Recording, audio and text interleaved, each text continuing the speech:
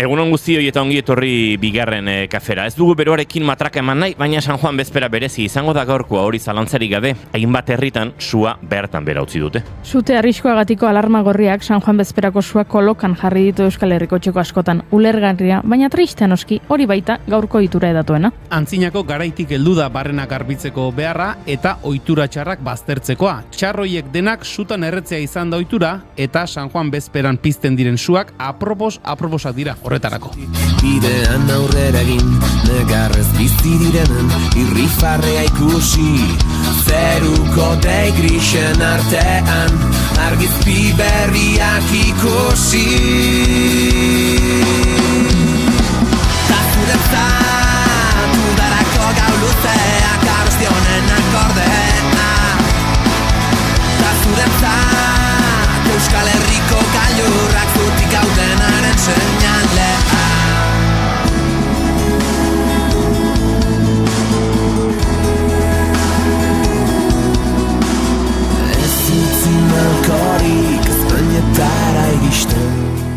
Askok ez, dakitena da gaurko ohituren artean urarekin lotutako ugari ditugula. Urak botere miresgarria hartzen du urteko gaurik motzenaren bukaeran, gaixotasunak sendatzeko eta ikusten ez dena garbitzeko. Herri askotan ohitura zen San Juan goizaldean erreka iturri edo itsasoan bainatzea. Egun horretan urak indar berezia zuela sinisten zen eta bainuak osasuna, garbitasuna eta zorte ona ekartzen zituela.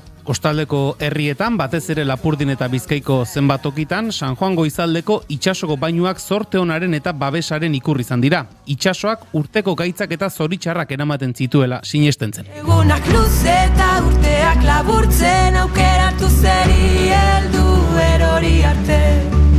Nola aldatu garen lekutik mugitu gabe.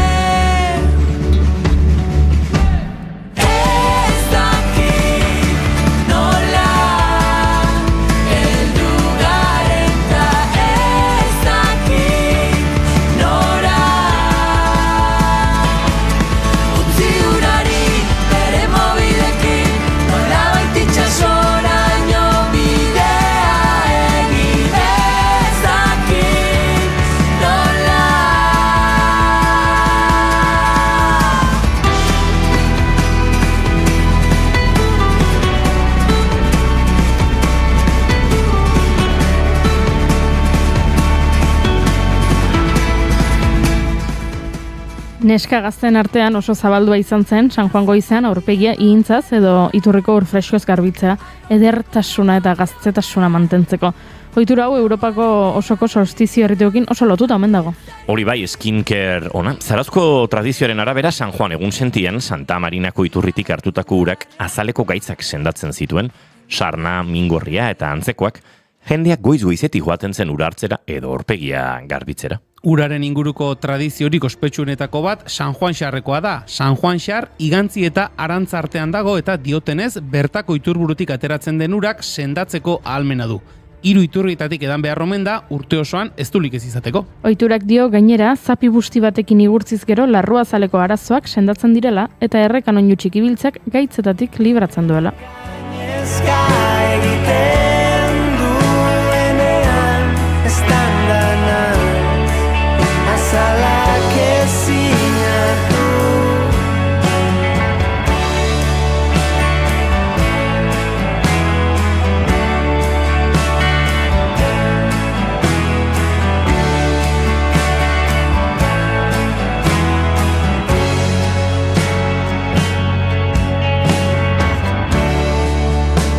bizkarra emazu eskaintzeko beste zer geratzen ez zitzaidanean ta bilatuko zaitu onartu nahi ezarren hau guztia urperatzean hormen zain denak gainezka egiten duenean estan danaz azalak ezinatu. Ez dakit San Juan gaueko urak gaitz guztiak sendatzen dituen ala ez. Agian mediku bati galdetzea izango da honena. Gaurko egunez jaiozen Oliver Smithis britaniar biokimikaria, Mario Capecchi eta Martin Evansekin batera jaso zuen 2007ko medikuntzako Nobel saria enbrio ama zelulekin egindako aldaketa genetikoak eragiteko lanagatik. Nobel batetik bestera gaurko egunez jaio zen James Smith britaniar ekonomista. Nazioarteko merkataritza irakasle izan zen London Schoolen eta politika ekonomikoko irakasle Cambridgeko unibertsitatean. 1977an Bertil Ollinekin batera ekonomiako Nobel saria jaso zuen. Hirugarren Nobel saridun bat aipatuko dut nik, Marti Oiba Kalevi Atisahari, gaurko egunez jaioa baita ere. Politikari finlandiarra, Finlandiako Errepublikako 10. presidentea izan zen, 1984tik 2000 urtera, eta 2008an, bakearen Nobel saria eman zioten herrialde ezberdinetako hainbat gatazka armatutan egindako bitartekari lanagatik, bereziki Kosovokoan.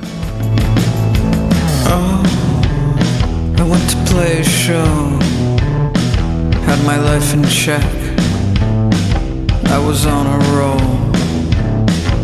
and something happened that flipped the switch. When I got home, I kept mumbling. Bururatzen zaizkit Nobel saria merezi izan duten pertsonak gehiago. Begoña Sopelana Basauri 1994ko ekainaren 23an jaio zen Jurretan, Bizkaitar maistra eta soziologoa izan zen, emakume aitzindaria lankidetzan. 20 urte eman zituen kooperante El Salvadorren. 1978an egin zuen lehen bidaia El Salvadorrera zenbait voluntariorekin, hezkuntza proiektu batean parte hartzera. Eskolak eman zituen Moja ikastetxe batean eta Ama mediku kontsultategian ere aritu zen lanean.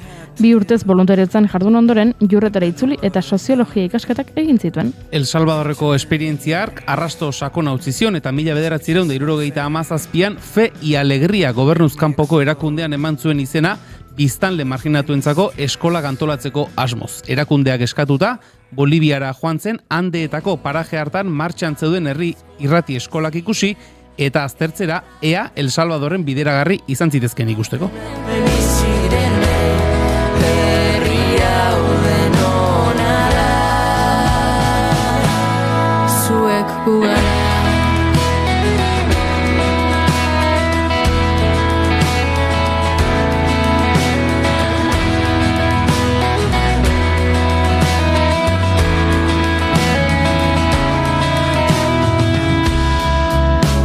Zaila den etxe bat sortzea beste etxe. Handik itzultzean ostera giro nahasia aurkitu zuen, gerra giroa, 1978 eta 1979 urteetan hasi zen etengabe, gerrako errefuxiatuei laguntzen. Horretan jarraitu zuen 1984 urtera arte. Hezkuntza zuen xede, umena ez ezik, baita nagusiena ere, helburuen artean bertako maisu maistrak prestatzea baitzen. 1987an, gerra oste gogorrean, Las Vueltas herriara egitzen jardun zuen herritarrekin batera, utxetik hasita. 6 urte eman zituen Las Vueltasen, irakurtzen eta idazten irakatsi zienango biztanlei, sasoi hartan begorekin idazten eta irakurtzen ikasi zuten gazteak gerora irakasleak izatera heldu ziren, berak irakatsitakoari jarraipena emanez, era berean emakumeen jabekuntza eta lan komunitarioa bultzatu zituen. 1983an Jurretara itzuli zen, osasun arazoak zituen, baina ez zuen inoizeten El Salvador eta Honduras herrialdekiko aria. Hirugarren mundua eta pakea gobernuzkanpoko erakundearen bidez mantendu zuen lotura azkeneraino. Barato, yo vendo un corazón barato, con la esperanza de amar barato. ¿Quién me puede ayudar?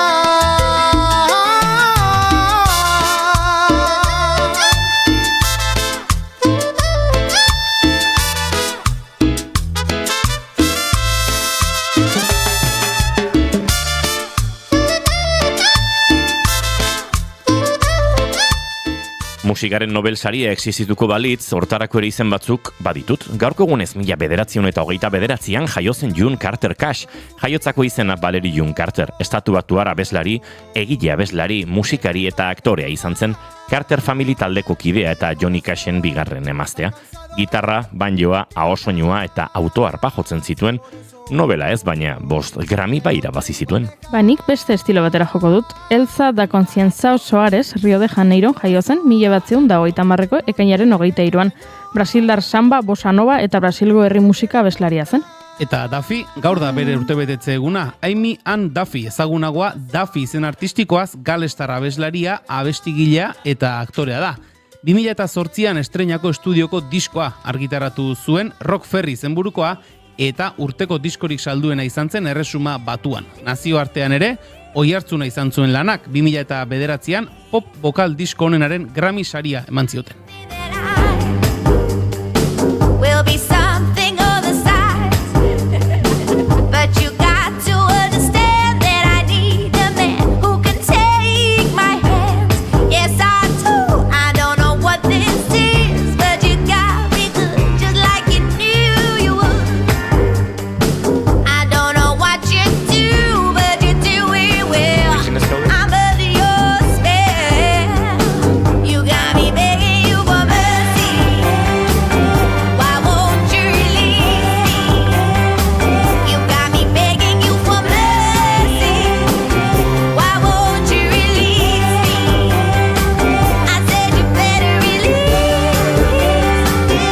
Tira, bagorko edukien berri ere mamarko diegu gure entzulei, ezta?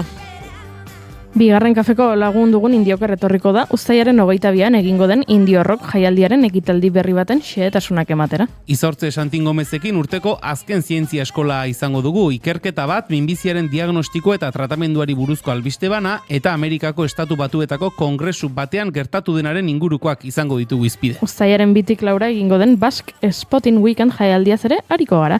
Foronda, Loio eta Hondarribiako aireportuetan hegazkinei argazkiak ateratzen ariko dira eta antolazkuntzako kide den Samuel Muñoz Fernandezekin hitz egingo dugu. Hori guztia aurrez eguzkiak urtzen ez bagaitu. Entzuleok ekainako 23 ditu gaur eta aste arte ala, ongi etorri guztioi bigarren kafera, naiz irratian zarete.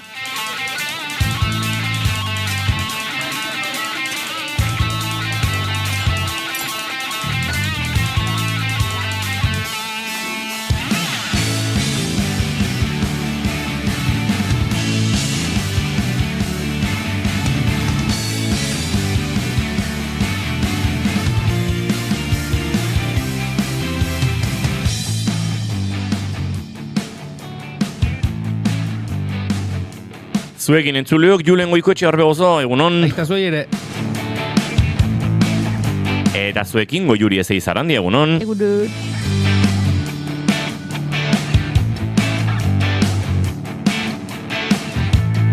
Izketan ari zeizuena, Inigo Asensio Lurbide gaur bigarren kafeak 1211 garrena du, ekainak 23 ditu, goizak 10:18 minutu gu 3, urrengo 2 orduetan zuekin, bat egiteko asmotan, ongi etorri guztioi, bigarren kafean zarete, naiz irratian.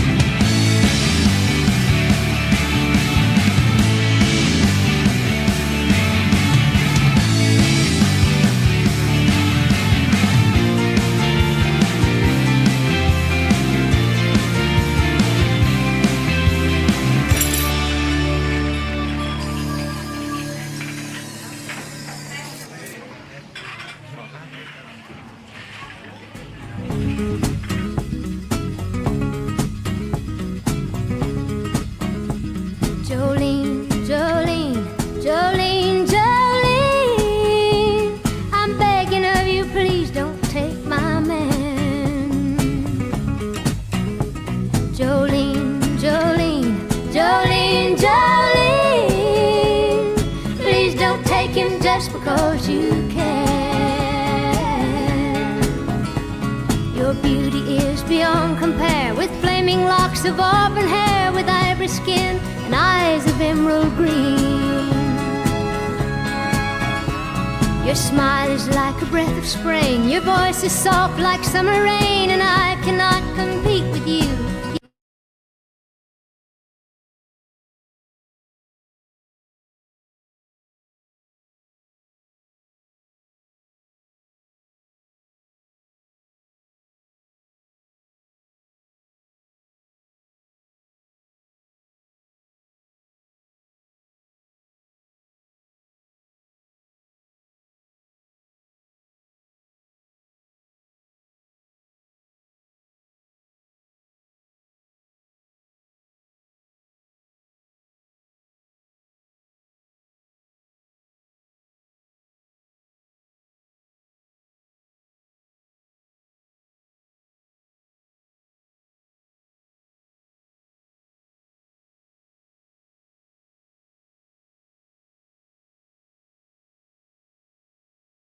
Sentsazioarena, irakurri dut Oracle, edo Oracle, ez dakit nola esaten den, teknologiaren inguruan diarduen enpresa erraldoi bat da, ez dakit zenbat milaka langile dituena, eta enpresa honek egiten dituen lanen artean, egiten du ez, adimen artifizialaren garapenean lan, eta irakurri dut, aurten Oracle enpresa horrek 21.000 langile kaleratuko dituela, langile horien jardun adimen artifiziala gordezkatuko duelako. Beraz, duen irakurketa hori izan da, norbera ari da adimen artifiziala garatzen, eta gero adimen artifizialen garapen horrek berak lanik gabe uzten du. Beraz, mandi sentsazio hori, Oracoleko langileak, langile batzuk behintzat, kalera joango diren horiek, zentzu horretan ari direla beraien hilobia zulatzeko lan horretan, eta gero albistea jarraitu du, beste enpresa batzuk batuta, sekulako kopuru handia zen, kaleratuko dituzten langileena, eta harren segidan ere, aipatzen zen, egin dela lehendabiziko, ez dakit, abokatu, adimen artifizialak egin duela baita ere lehendabiziko abokatu lana.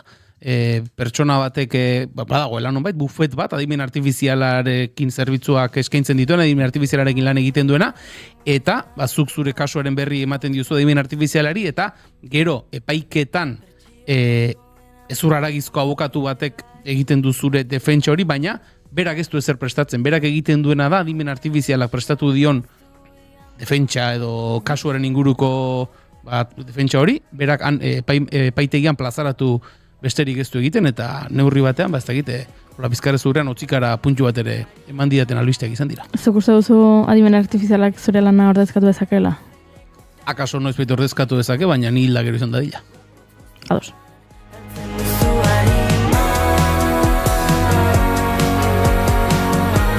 Gure maite dutara batu dira, Noa Gaztañaga Oiarbide, Eneko Iturbe Otamendi eta Xabi Arrieta González. Noa, zein zure maite duta? Ni maite dutezko, pixkat improvisatzen nahi. Nere aitan lasaitasuna. Nere aita 54 urte dauzka, eta ez duk mugikorrik, esan 50 urtetan. Hau da, azken urtetan mugikor bat eman die, baino lanagatik, beak bestela etzun mugikorriguko. Eta egia gaur egun oso zaila dela, nahi irutzait bintzat, olako pertsonat zanait, mugikorran beharrik ez daukan pertsona bat ezagutzea, irutzaitelako bizigela mundu den non denak mugikorran menpe gauden, denak daukau nolabaiteko beharra ez, mugikorrakin noteko, eta nik bideratzen nire aitai askotan, eta esaten, zenba gustatuko litzaidaken nire aita bezala ez eukitzea beharroi, nire aita bantxe bertan edia ze onda 2 egun mendin, lagun batekin kanbon, eta ez deu jakin behataz ezer 2 egunetan, atzo gauen etorri zan, eta zain, eta zuzen, super onda ondala, mendin, lagunekin, eski esatik, eski didatzen ongea zuri, eta ez eski mogi hau etxen utzi nun, eta hoi, egia esan jendai pilotarritzei eta esatik, eta nola komunikatzen zinate lehen hobeakin, nola, eta nik egia esan pentsatzen jartzen naiz, eta enaiz ondo goatzen, nik esaten batzion beharrik ez, eta lanentze honen lanea deitze genuen ezakitze, eta gero nire amakin zonen nera amakin, eta bestela, ni gehiago gatutko nion nera amai, igual bikotea zianen nola zan behin artiko relazioa, baino hoi, egia esan, maitu nire eta. Bikote zirenen momenturen batean mobila oso edatuta ere etzen egongo, Legi izango ziren bikote eta beste jende asko bezala mobili gabe. Hoi da, baino nik uste iritsiko zela gero ja iritsiko zan puntu bat. Baina ez dakit, nik igual ohituta nago nire itazalako. Baina egia lehen nire lagunak abiez etzeukanen mugikora esate zieten, eta nola biztia zura eta mugikor gabetani? Ba, ondo dago, ez dakit. Nire eta, ondo dago. Bastante ídolo, Nire eta auparatu jute garen galdu iteala askotan, eta nire eta buka ohitura asko, nire eta nola ez daugan lotxik. Nola, galdu iten da askotan? Bai, ez dakiz ikusten joan, ez dakiz, eta erdun galdu itea bereka, esate du, etorrikoa. Gaina ez digu asko preokupatzen zer zeu, eske beti bukatzeu, ez ezagun baten, mugikur bat eskatzen, gaitasuna dauka behintzen. Eta esateu, guztia zu mugikorra momentu bat, mesedez, gaitasuna dauka gaina jakiteko beste jendean mugikorrak, zen nahi joantxe bertan, daukiten mugikor bakarra neramana. Ez dakit inorrena gehiago. Ordu ni galduz gero mugi gabe, neraman mugikorra bakarra ditzegu aukera aukiko nun. Baina bixe. Hori telefono hori ez izanaren ondori izango da. Telefonoak buruan dauzkala, zenbakia, gordeta. De hecho, dauka libretira bat. Eta bertan dauzka apuntatuta, telefonok. Eta esate jo, ze ondo, hori ez da ikusten. Nik dozena bat, hau inoiz kontatu, dozena bat pasatxo mobil badak izkit. Nik bakarren eramana. Eta askotan salbatu diate, bateria geratu eta zerbait behar, eta 12 telefono jakinda, iritsiko zara baita Obamaren telefona izatera ere. Eta telefonoek erabili behar dituzunean, mugikorrean bateriarekin zaudenean, agendan bilatzen dituzu edo markatu egiten dituzu? Askotan markatu egiten dituzu. Bai, hori da modua ere, buruan mantentzeko ere. Bestela erdoildu egiten dira, eta askotan agendan bilatzen tardatzen duzuna, baino gutxiago tardatzen dunik markatzen buruz. Hasten zara, ez dakit, izena jartzen, ez dakize hor bi kontaktu batera daudela, eta markatu eta tap, eta listo. Ja, zeona. Baina ziurrenik, beste garai batean behar gehiago zegoelako ere. Gehiago goratzen ditut duela 10 urte arte gorde nituenak buruan, azken urtetakoak baino, hori egia da. Baina, baten batzuk ikasi ditut azken urte hauetan ere, bai.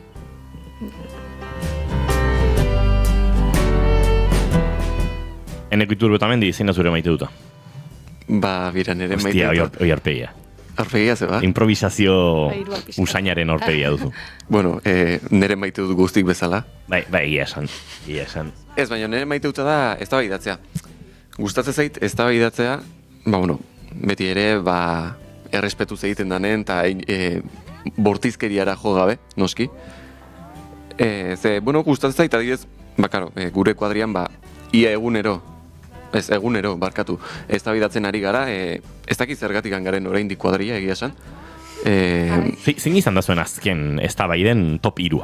Top 3? Bai, top 3. Azken, eske lotxata dena batit, azken eztabaidetako hola indartsuenetako bat izan zen, ea kapaz gaeran karrerillarik gabe 3 metro salto egiteko, aurreran. Igual kuadriako norbaitek egingo du, Batek esatezun baietz, baina nik esat nion ez flipatu bazala. Baina hori oso eztabaida argitzen erresa da. Apostua jarri mai gainean eta egin. Bai. Metro asko da. Eske guko esate genion. Eta guk esate nion, bain salto bain, eta beak esatzen ez, eske plazer din gaude eta batxamateit. Nik diot baietz, nik egin dituzkela 3 metro. Ez, gero behiratu genuen interneten, eta ez, ustetzala pertsona sedentario batek bat 80 eta 215 tartean, uste tarte horretan, esaten zula, eta kirolaria zenak, 250 edo, ez dakitea agian. Inbeste da 3, Zit. Bai, 3 asko da, Nik uste nire burua etzan da, eta iruditzen zait, erresaltatu beharko nukela, baina igual hortik 3, bat 80etik 3 asko da gola, bai. Bai. Hori izan zen bat, beste eztabaida hola, eske gure eztabaida guztik ikuste estilontako dia, gutxo gora bera zuek idea bat hartu ezazuen.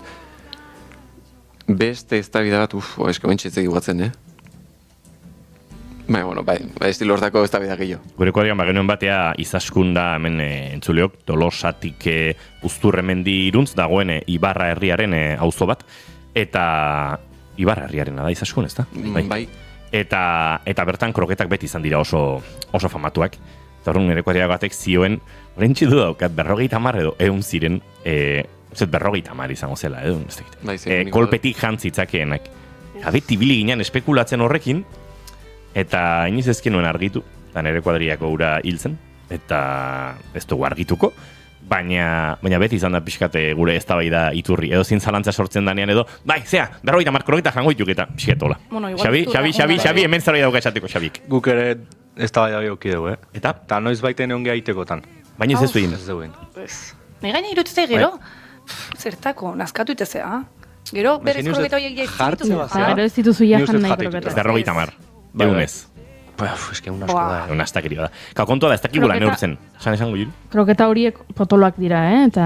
Bueno, ez askongo kroketa nahiko txikia dira. Debokau dira, Kroketa debokau. Ez dia hain txikia. Badao, berazubiko festetan, nola beteko... Bomba, ezeizako bomben txapelketa. Ez eizakoak ez. Ez? Ez ja. Nungo dira? Leku desberdinetakoak. Leku desberdinetakoak. Horre gainera, erronka berezi bat jartzen dio lehiaketari. Jendeak esaten du, nik pasteleri ontako bost bomba bai, baina beste ontako bost ez, ze hauek potologoak dira, edo hemengo krema da beste ez tegit harinagoa, edo ez, eta orduan. Nahi, iruditzait, pertsona horiek gero jazintuztela bomba jan. Osea, hoitin da gero? Noa, zuk ezakik jakingo duzun, baina gure klaseko batek hor parte hartuzun, eta ez dakit finalea edo ez. A ber, noak igual ez du gogoratuko hori, zuk noa lehenengo egunez gure laborategian ikustean ezagutu etzenuen bezalaxe zure ikaskide izan dagoa zenean 3 urte lehenago edo lau. Gehiago. Lau. Batxillergoan ontzina delkarrekin. Ez, baina eske, nik hau beti esan dut, eta inorrek ez di sinisten, baina bueno... Eta ez dizu sinistuko. Eta, evidentemente, baina bueno, nik alare... Defendatuko duzu zure... Defendatuko dut. Aldama zara bapatean. Ari zara hemen epaitegiak libratuko zaitulakoan, oso ondo. Ez, baina, a ber, foko bat zeon, niri begira, begiz gaina, gehigarri bat, miopea naiz. Luz eta takigrafos, horrela xari gara, bai? Miopea naiz, eta... Ni baita miopea naiz. Claro, eske... Bueno, deno geha miopek, bale, ondo. Eta osea, miopea naiz eta foko bat nekan ni behirat, orduan enun ondo ikusten, eta nire argumentazioa. Bueno, eta geho, fokoa, itzali izanen eta, orduan bai, ez autu nun, baina foko... Bueno, ez autu zenun,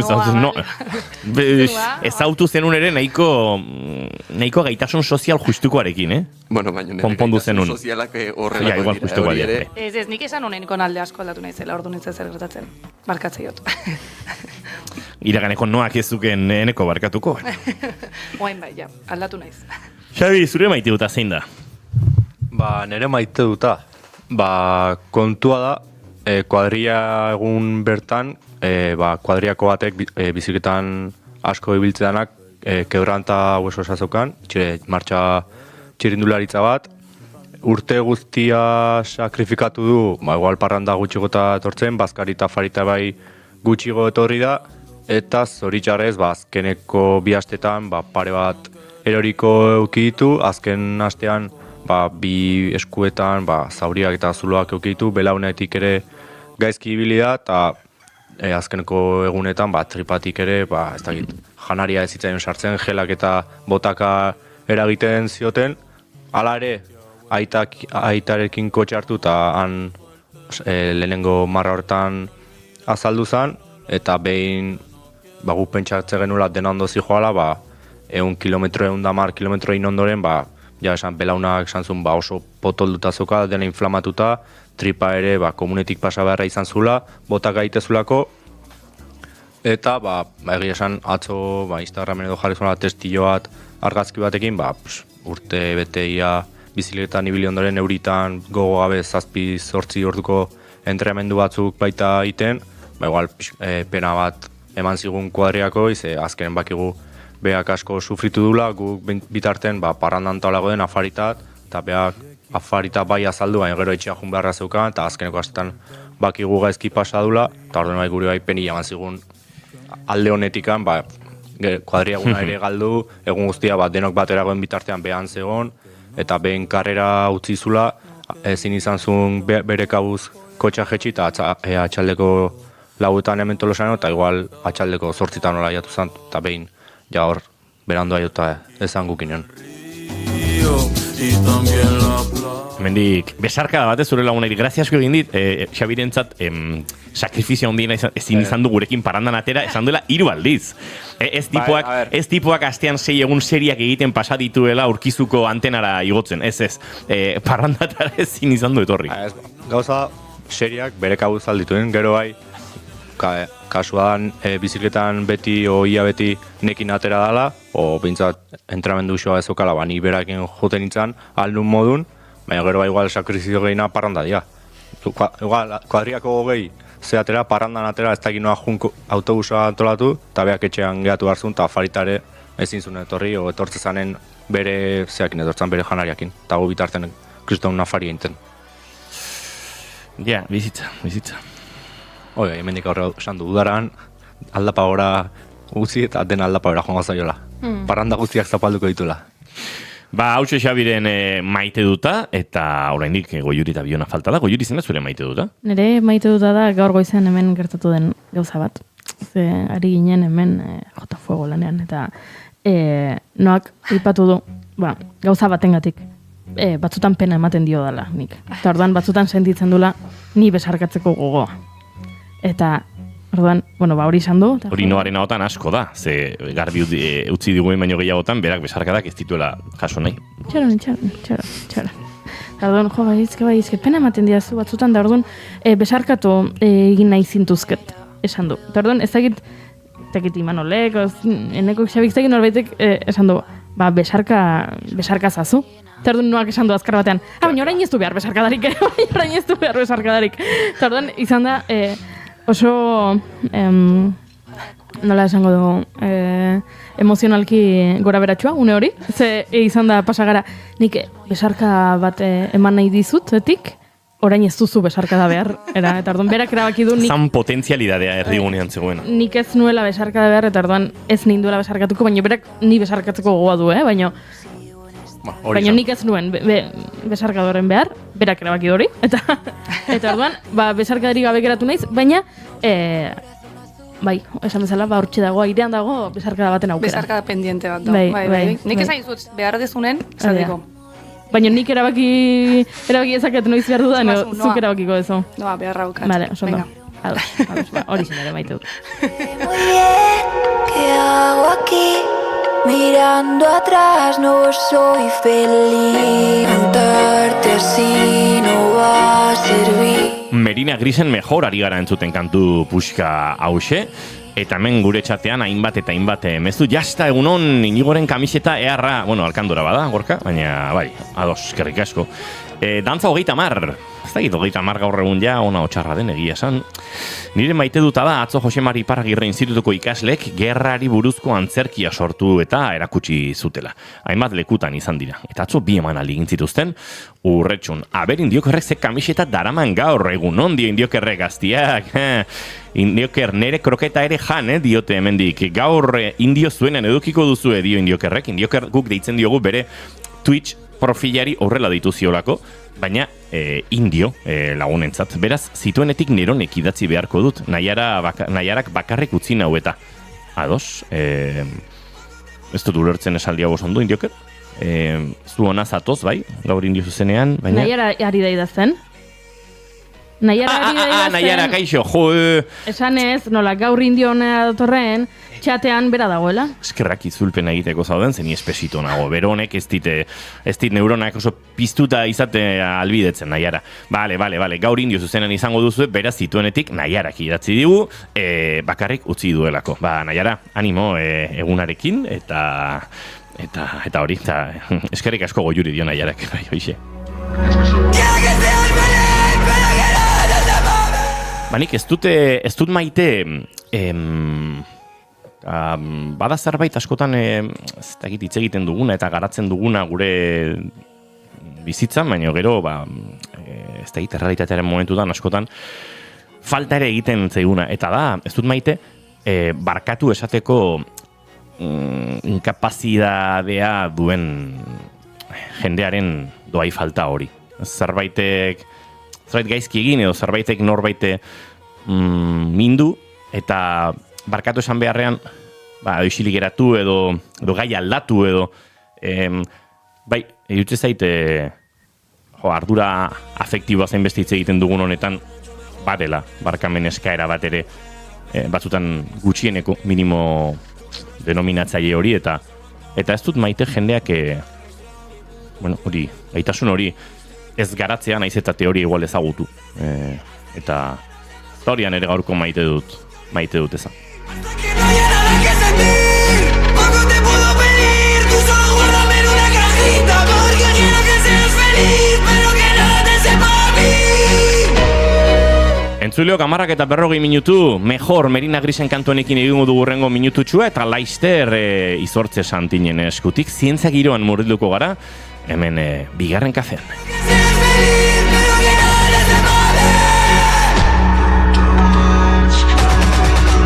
Bueno, eta bide batez, Noa, Eneko eta Xabi, egit gero egokituko zaizuen gurera hurbiltzea. Xabiri uste baietz? Bai, nire bai. Eta beste hori, pixan nahi eran akaso. Sobre la marcha izan. Aio. Agur, agur.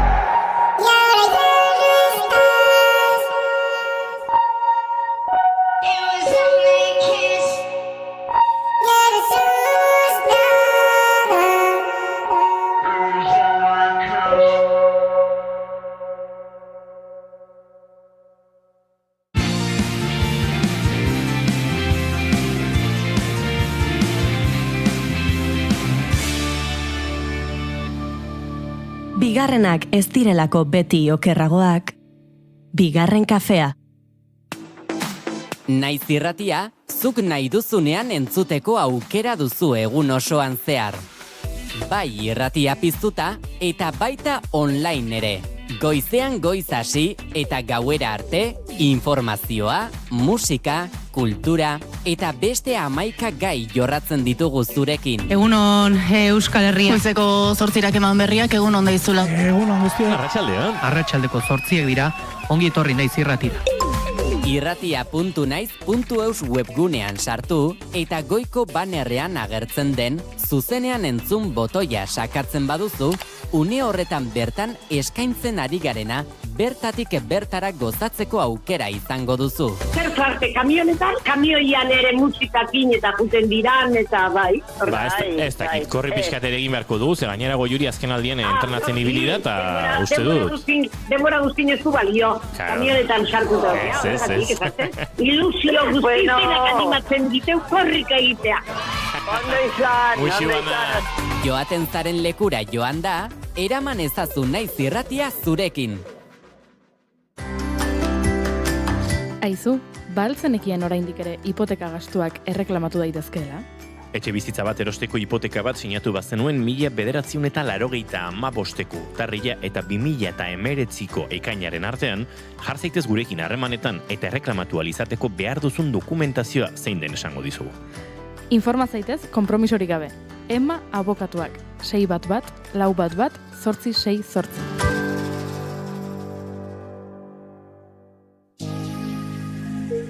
Egunon, ongi etorri naiz irratira. Egunon pei, egunon entzule. Goizeko 6etan abiatzen du naiz irratiak informazioaren aria. Egunak dakarrenari begira eta aktualitateko protagonisten hitzekin. Onartu behar dute Euskal Herria nazio badela. Onartu behar dute nazio honek baduela hizkuntza bat euskara dena. Eta onartu behar dute nazioek baditugula eskubide politikoak. Eta hortik hasten da eraikitzen omen denek nahi dugun akordio zabal bat autogobernuaren inguruan. Guk identitatea zaratago mugazgaindiko estrategiak ikusten ditugula gehiago aukera bat bezala zerbitzu publikoak adibidez eskaintzeko. Osakidetza ikurra, kolore berak, baina ez dire osakidetza zerbitzu zuzenak. Enpresa hortako buru, hor lan egiten duten langileen lanbaldintzak eskasak eta gure osakidetza gero eta aulago. Zabalkigu bai, alderdi batzuetan berdin Ipar Euskal Herriaren egoera ez zela onartzen, baina ezkarren nahi badu irabazia Ipar Euskal Herriuntan, gu gira lehen indaga, EH baikin, eta orduan bat egin behar dugu, bestela ez dugu lortuko. 2019an hauteskunde gau horretan nun entzun genuen agura ziron famatu ura, hori gertatu eta dolua egin genuen asteburu batean, eta astelenean hasi ginen lanean. Eta lana, bai ala bai, egin behartzen talde guztiekin PSN barne. Bizkaina estapenean ziren tendentziak indartuz doatziela, orokorki frantziar politika biziki polarizatzen ari dela, bi ekstremoen artean, eta erdian diren alderdiek, bereziki makronista alderdiek, beren sinesgarritasuna azken finean galdua dutela. Kultura politiko berria dugula, politika egiteko modu berriak behar ditugula, herrigintzan gauzak diferente egin behar ditugula, elkarlana ezinbestekoa dela. Politikaren ikuspegi tradizional murritz batekiko urruntasuna bai, arditzen ari dela gazteen artean oro ez Euskal Herrian, bakarrik gure ikerketa Euskal Herrian egin dugu, baina nolabait mendebaldeko kontu bat da, Eguna jakin beharreko guztiekin abiatzeko informazioaren ariaren lehen edizioa astelenetik ostiralera, goizeko 6-tatik 10-etara. Naiz irratia.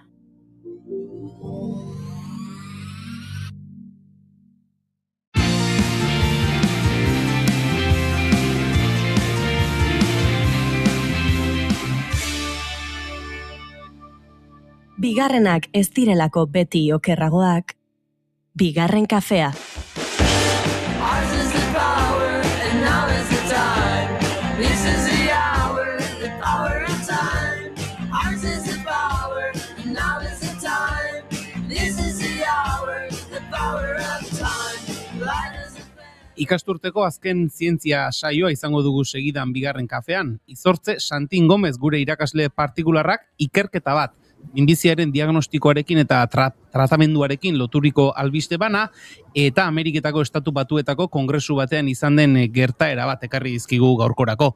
Jakin badakigu, ikasleak urte garai honetan bezala, bera ere, gauza askorekin ibili dela azken aldian eta eskertzen diogu, ikasturte amaitu aurretik, azken saio honetarako tarte hartu izana. Beti bezala, Euskara Ederrean eta denok ulertzeko moduan azalduko dizkigu gauzak, eta denbora gehiago galdu gabe hasi egingo gara. Izortze Santin Gomez, egun honetan ongi etorri. Kaixo, egunon hori. Zer moduz gara, jada urak baretuxiago, lasaixiago? Bueno, pixka lasaiago nabil, baina oraindik azken zanpa geratzen zaigu hemen unibertsitatean. Bueno, animo, geratzen dene azken esprein horrekin, eta gero alde neurri mintzat, saiatu gudara gozatzen. Izortze, ez dakit zientziaren tartea dau, egun hauetan sekulako beroak izaten ari gara, ez dakit zure alorra akaso ez da izango, baina bero hauekin ez dakit, jada kezkatuta gaude, baina hauek etorkizunari epe laburrean hemen txekeratuko dira, horrelako uda gehiago izango ditugu, edo zer moduz dara mazuzuk beroa? Ni beroa gaizki eramaten dute, esan behar baizut. Gaztetan asko gustatzen zitzaidan, baina ja zaitan beste gustatzen. Kezkatuta egia esan, kezkatzen du. Hau geratzeko etorri da, eta badiduri okerrera ingo dula. Orduan, edo neurriak hartzen ditugu nolabait aldaketa klimatikoari aurre egiteko, edo, munduak kriston aldaketa jasango ditu eta ez dira batera onak izango.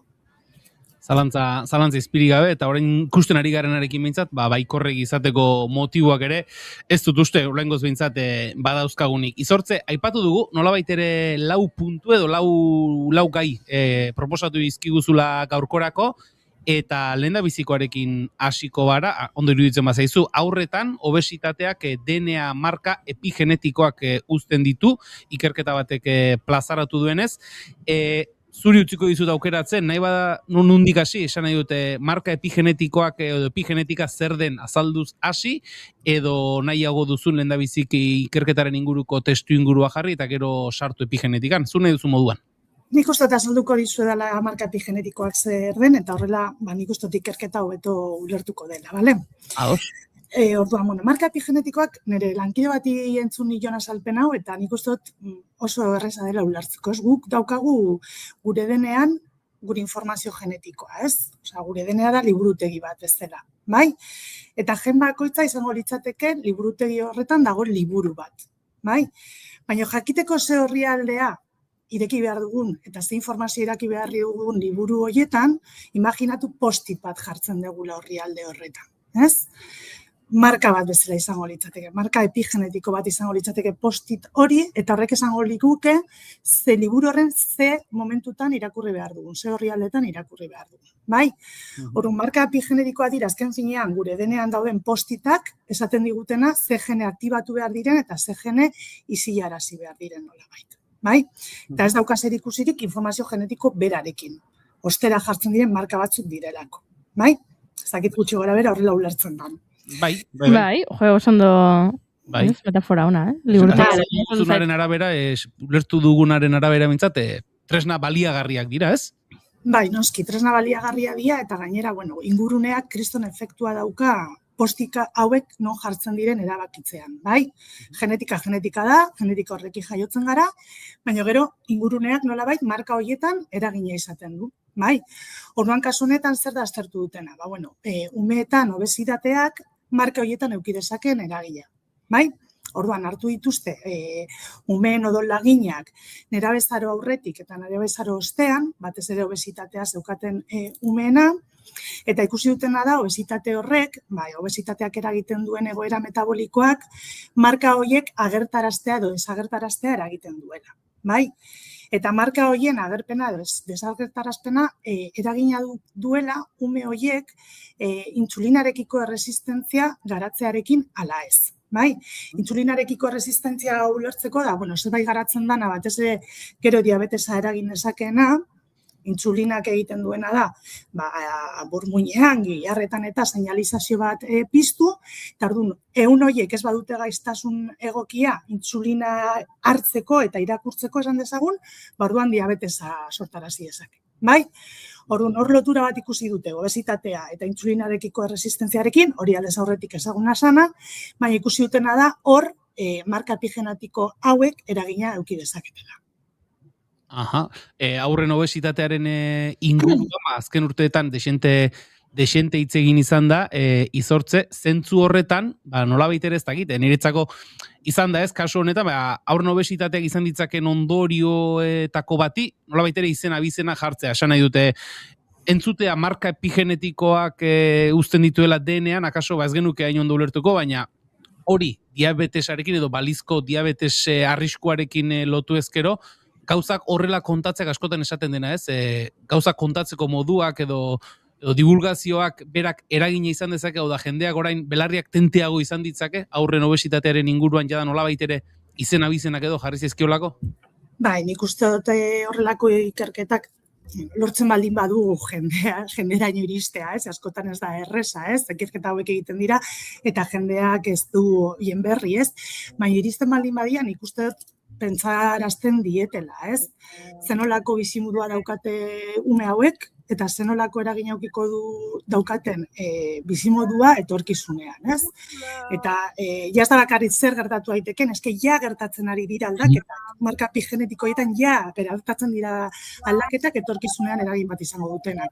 Orduan ikuste dut baietz, jendeak horrelako ikerketak entzuten dituenean, bere barrenak nolabait mugitzen ditula, eta espero dut, neurriak hartzea, umeetan ematen den obesitate horreri aurre egiteko, ez? Eske pixkat da kontraintuitiboa, ez? Umea eta obesitatea badirudi ez dakala logikarik, ez? Baina, gaur eguneko epidemia nahiko garrantzitsua dela esango nuke.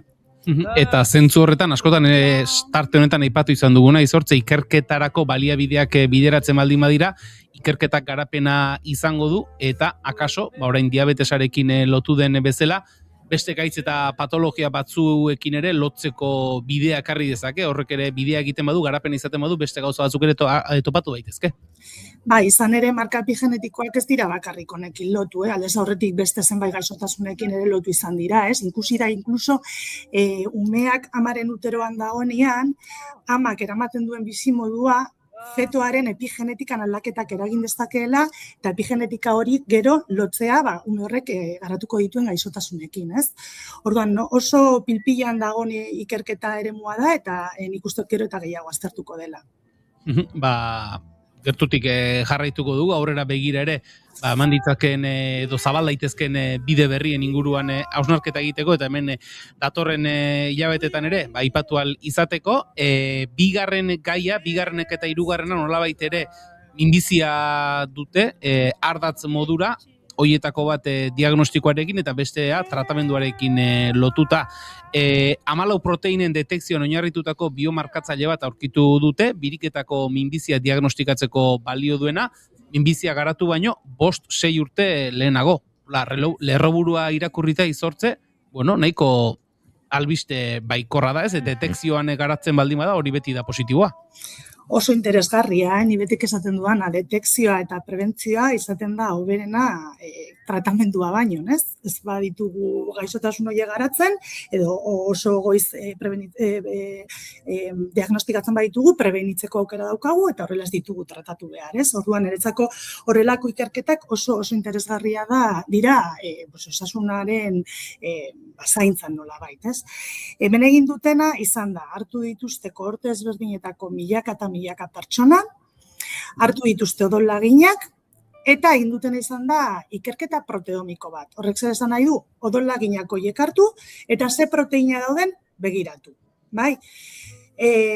Itxuan egiten zuten, lagin guztiak aztertzen zituzten, eta gero, aztertu dute ikertutako pertsona guztietatik zenbatek garatu duten minbizia. Bai, konkretuki birikietako minbizia.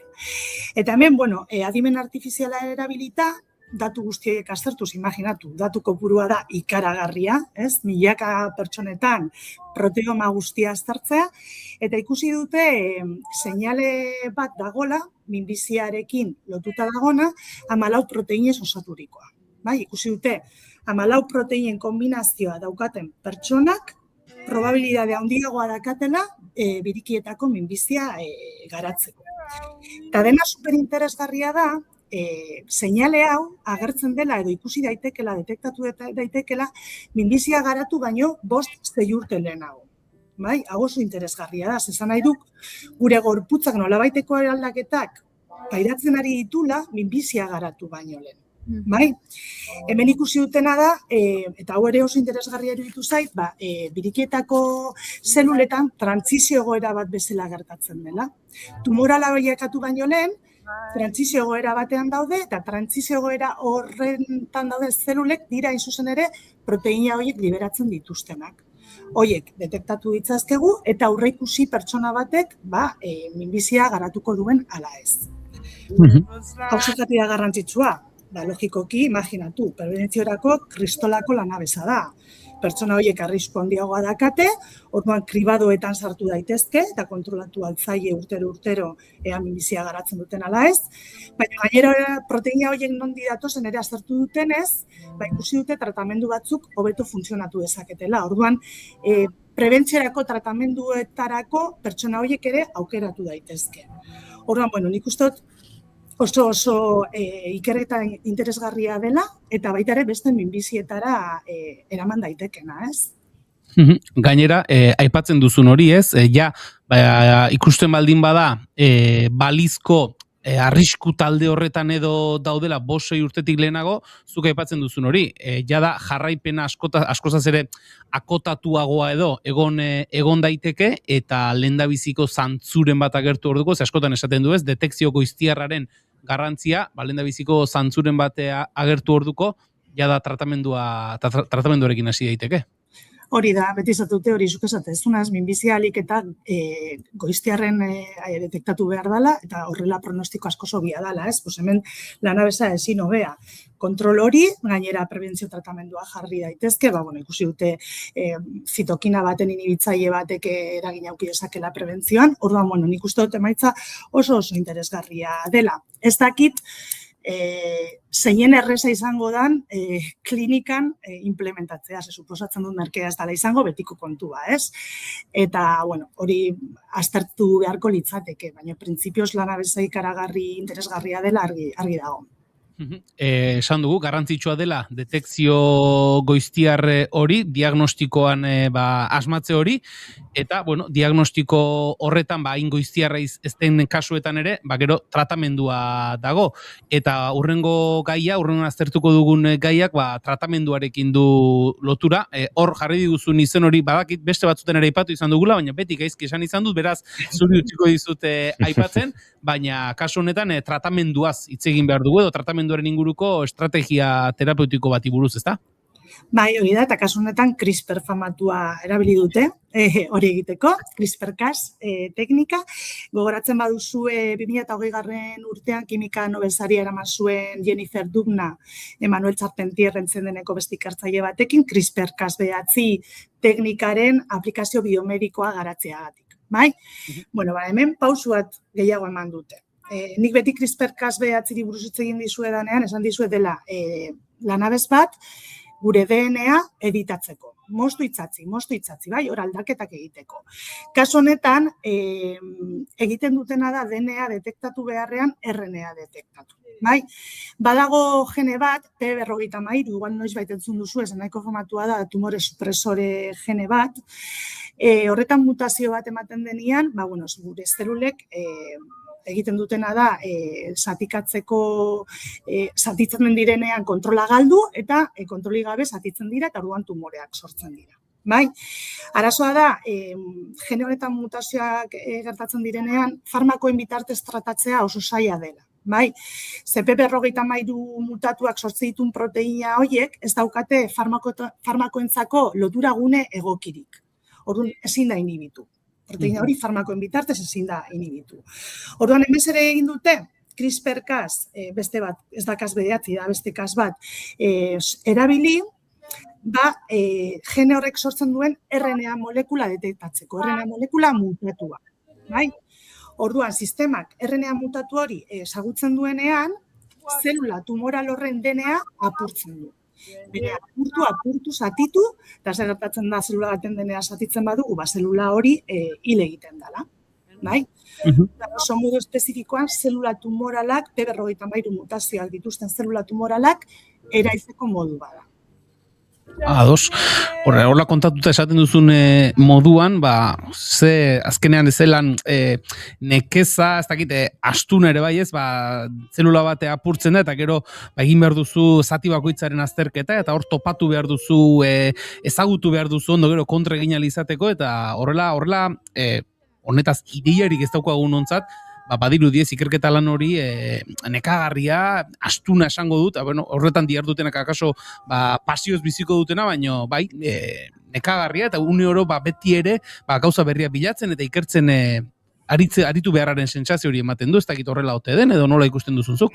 Bai, klaro, ni oso modu errezean azaldu dut, baina segurazki lan hau egiteko urteak eta urteak egongo ziren. Izan ere, Nature aldizkarian publikatu dute, eta esatizu Nature aldizkarian publikatzen diren lanak ez direla urtebeten egiten. Orduan, suposatzen dut, eramango zituztela urteak eta urteak, teknika honen eraldaketa ezberdinak egiten, bilatzen zein izan zitekeen itu egokiena.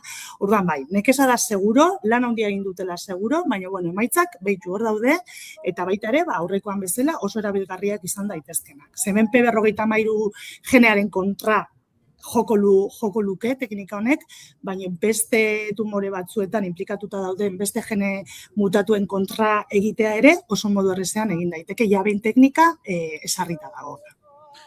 Zentzu horretan, minbiziaren inguruan, prebentzioaz aritu gara, orain tratamenduaz ere bai, eta mezu nahiko baikor hori ez, beste arloetara edo beste minbizi batzuetara ere eraman daiteken ikerketa lerroa edo izan daitekela, eta horrek bi kasuetan ere, baikortasun mezu hori behintzat, emateko modua uzten digu. Akaso, laugarren eta azken puntuan izortze, baikortasun gehiegirako lekurik ez dago, Amerikako estatu batuetan, orain azalduko dugu, baina lerroburu bezala erabili dezakegu ez, lehengo lepotik darabiltela burua oraindik ere estatu batuetan.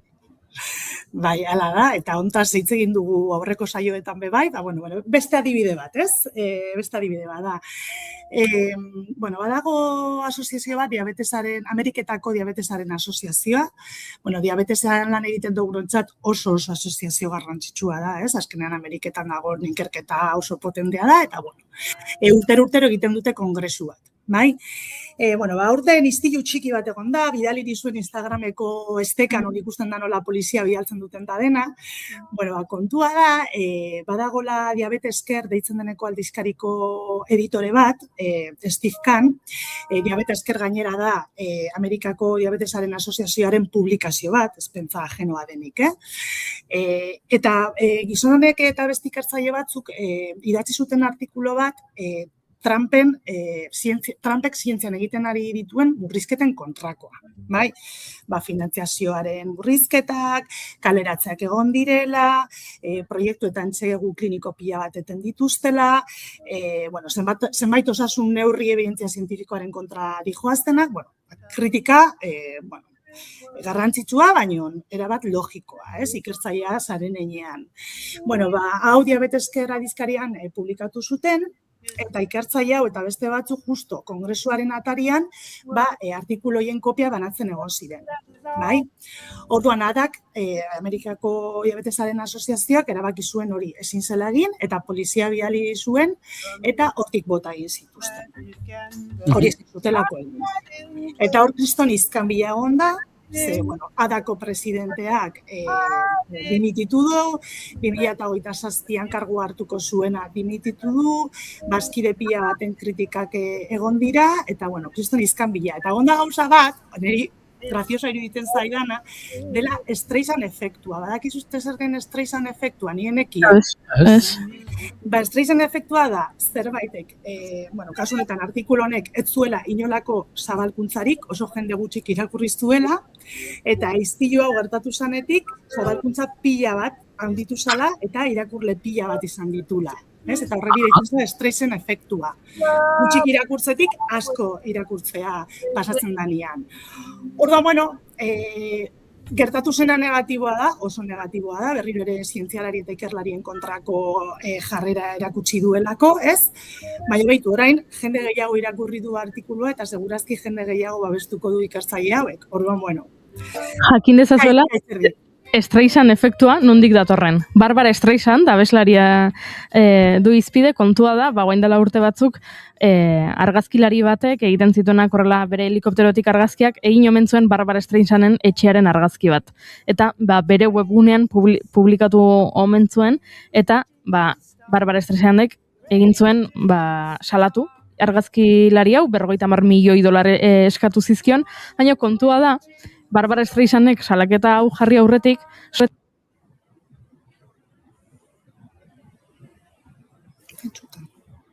da txuten.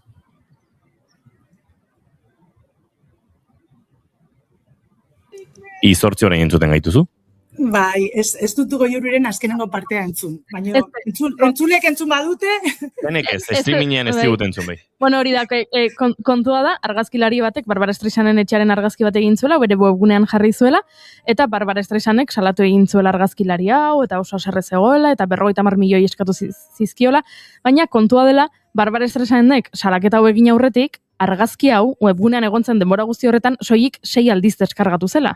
Eta Barbara Streisand kexatu zanen aurretik, milaka eta milaka deskarga izan zituela argazkiak, berez, kalterik etzion eragin argazki horrek Barbara kexatu zen arte, horregatik Streisand efektua. Beitu, niene, ere onera gator gauzak ikastean, nik enekia zergatik. Batira, kasu honetan ere, gertaera bat salatzera joan, eta behintzat, urak arrotu ditu ez, eta horre barruan elkarte horretan, asoziazio horretan, dimisioak eta kargu hartu hartzutenek kargu usteak beraz, zalaparta behintzat sortu da, akaso neurri batean behintzat, helburuetako bat hori izan ziteken, ez izortze? Seguro baietz, ze irakurri duanagatik editoreak egin zuena izan zen, justo kongresu horretarako 1000 ale, bere artikuluaren 1000 ale imprimatu hor banatzeko, ez? Orduan, nik uste salaparta segurazki berak ez zuela esperoko polizia bidali eta hortik botatzea, ez? Baina, nahi zuela mezu hori kongresura zijoaztenen artean zabaltzea, ez? Eta, polizia joan zen ez eta bar, oi hartzuna handiagoa izan du, eta, ea horrek zerbaitetarako balio duen behintzat.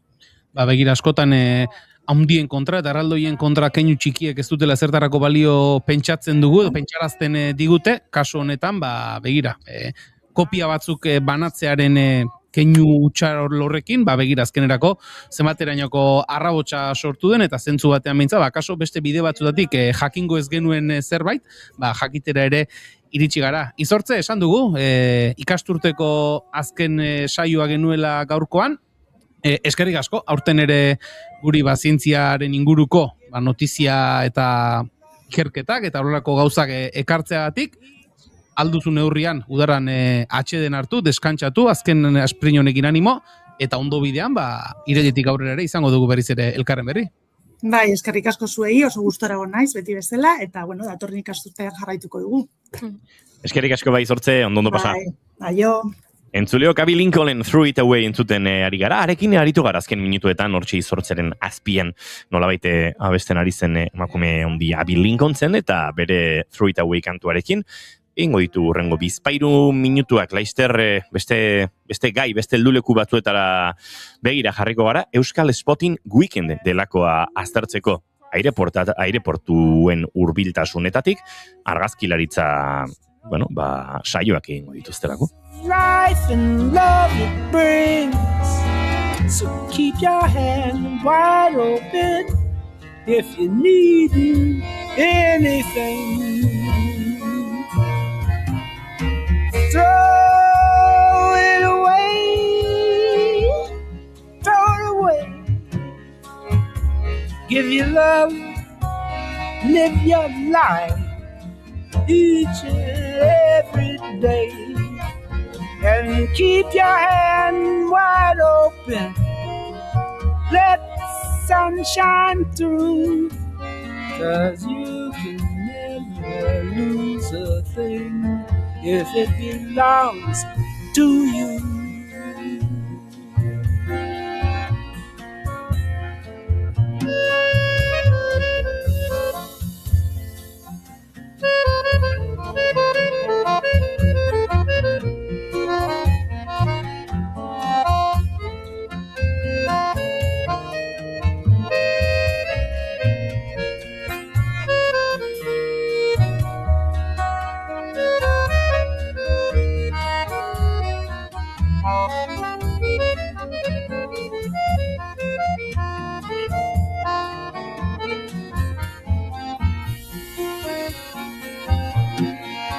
There's a natural obligation to what we own and claim, possessing it and belonging to, acknowledging a name. So keep your hand wide open if you're needing love today, 'cause you can't lose it even if you throw it all away. Throw it away, throw it away. Give your love, live your life each and every day, and keep your hand wide open, let the sun shine through, 'cause you can never lose a thing if it belongs to you.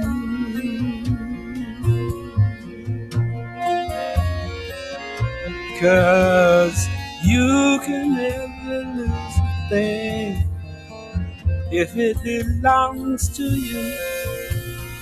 'Cause you can never lose a thing if it belongs to you.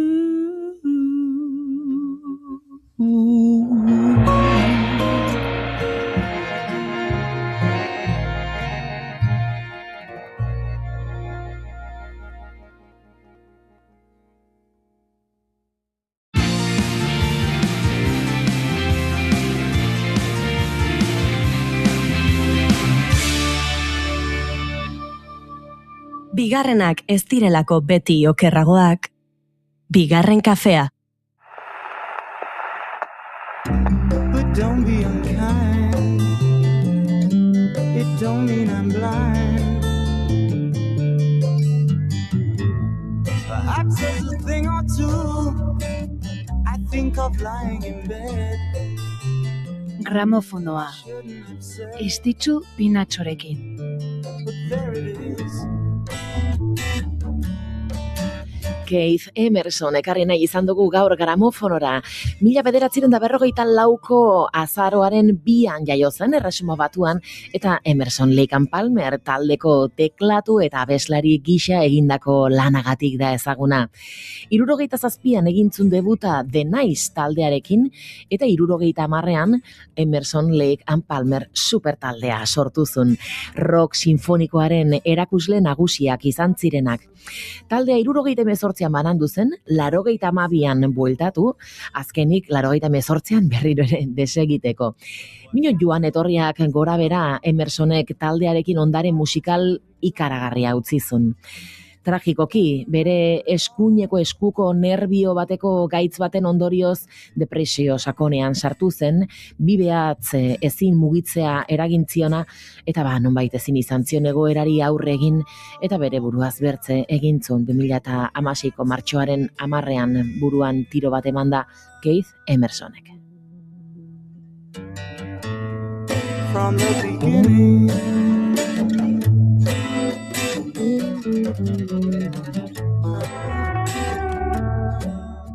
Jada entzungai duzue gramofonoaren azken saioa. Gure webgunean eta podcast plataformetan.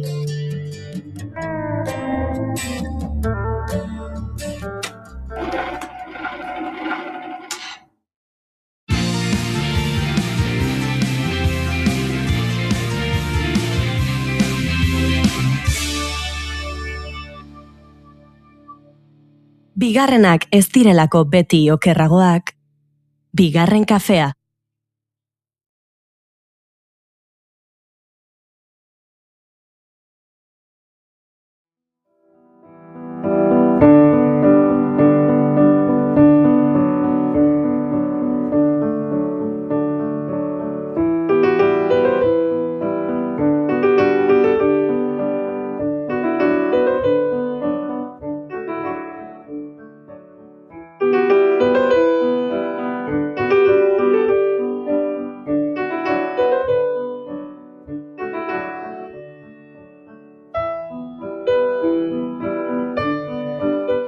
Eta hemen gabiltza entzuleok Jan Tirsen entzuten, gaurko egunez jaio zen 1970ean Bresten, Frantzian, konposatzailea, pop eta batez ere soinu banden egilea, eta askorentzat, joan den mendea amaieran, 20. mendearen amaieran, abiatutako, nolabait frantziar kantu berriaren, edo, Nouvelle chanson français berri horren, sortzaietako edo kideetako bat, askorentzat oso ezaguna, entzuten ari garen abesti honen pelikula beragatik, Kontin de un autre et l'après-midi, ahoskeraz albezela eginda, eta, Ameliren bizitza edo, kontatzen duen, pelikularen soinu bandagatik aski ezaguna.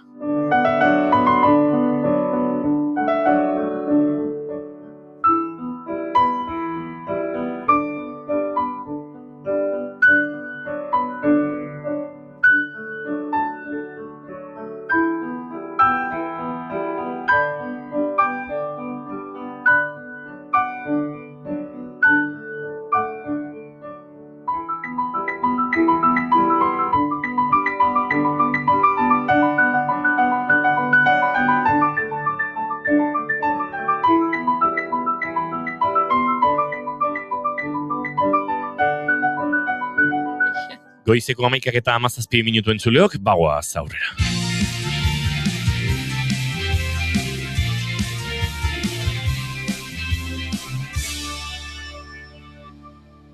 Bigarrenak ez direlako beti okerragoak, bigarren kafea.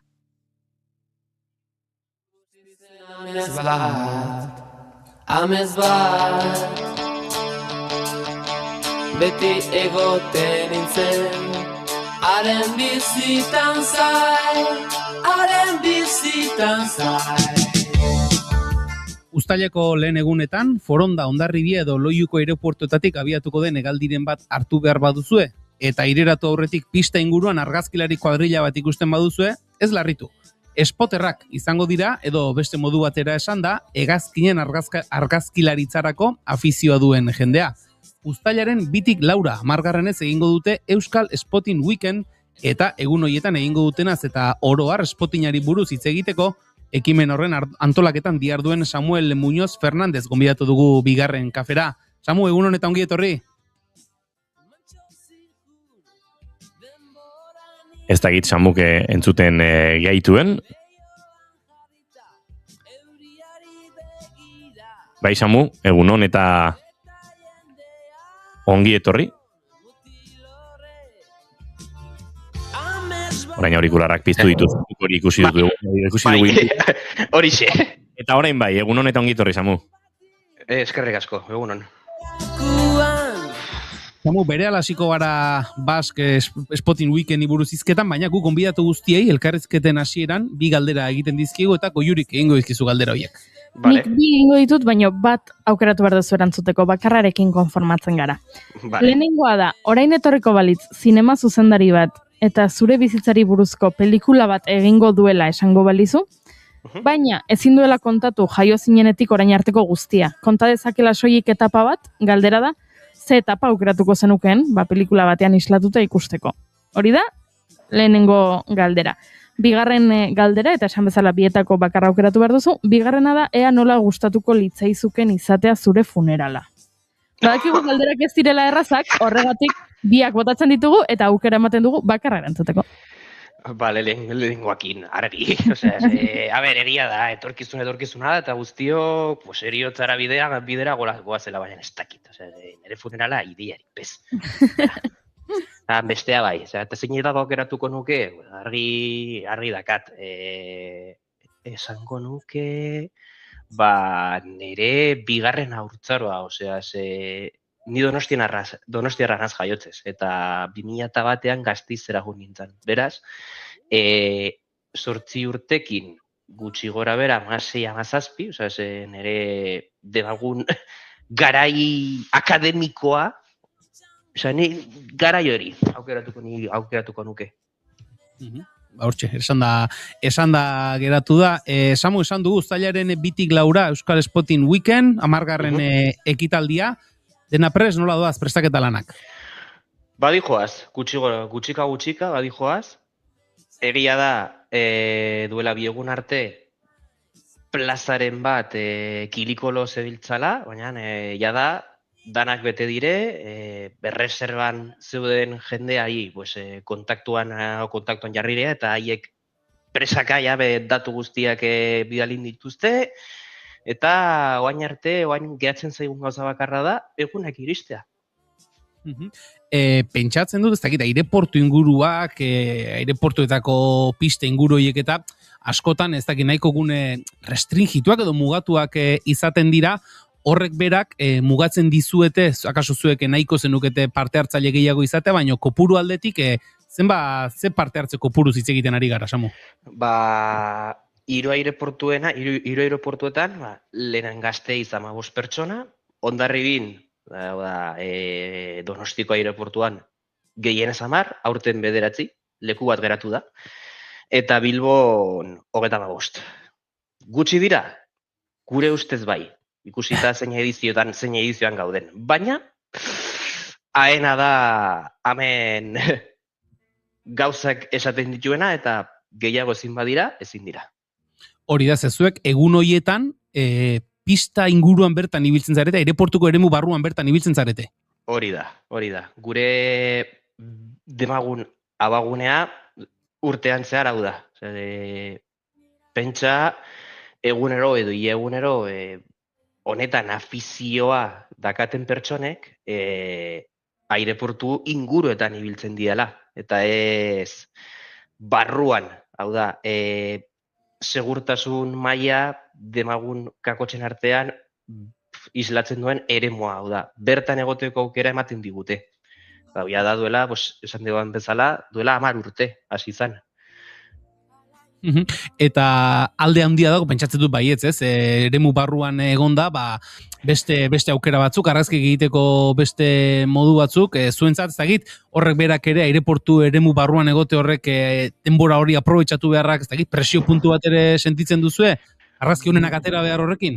Hombre, presioa nik ez nuke esango, baina aukera gehiago. Azkenean, demagun, islada hori hau da, baia modukoa, hori kentzen dugu gainetik, eta hegazkinen ia parera jartzen gera, eta errealidadea ikusten dugu zenorako tamaina dakaten batzuk, nolan maniatzen diren lurrean dauzen bitartean, hori depende beti ere zenolako operazioa dagoen martxan, ez da berdina, karga maniatzen duen hegazkin bat, eta pues, bidaiariak maneatzen dituen beste bat. Ez da batere berdina. Eta horrela ez jakintasunetik non dago ezberdintasuna? Esan nik ez dakit horri buruz ezer, argazkinari argazkia egitea da kaso nik buruan daukadana, baina zertan ezberdintze dira kargako eta bidaiarien argazkin baten argazkilaritza? Egia esan, desberdintasunak ez dazkate, baina operatiba. Hau da, nolan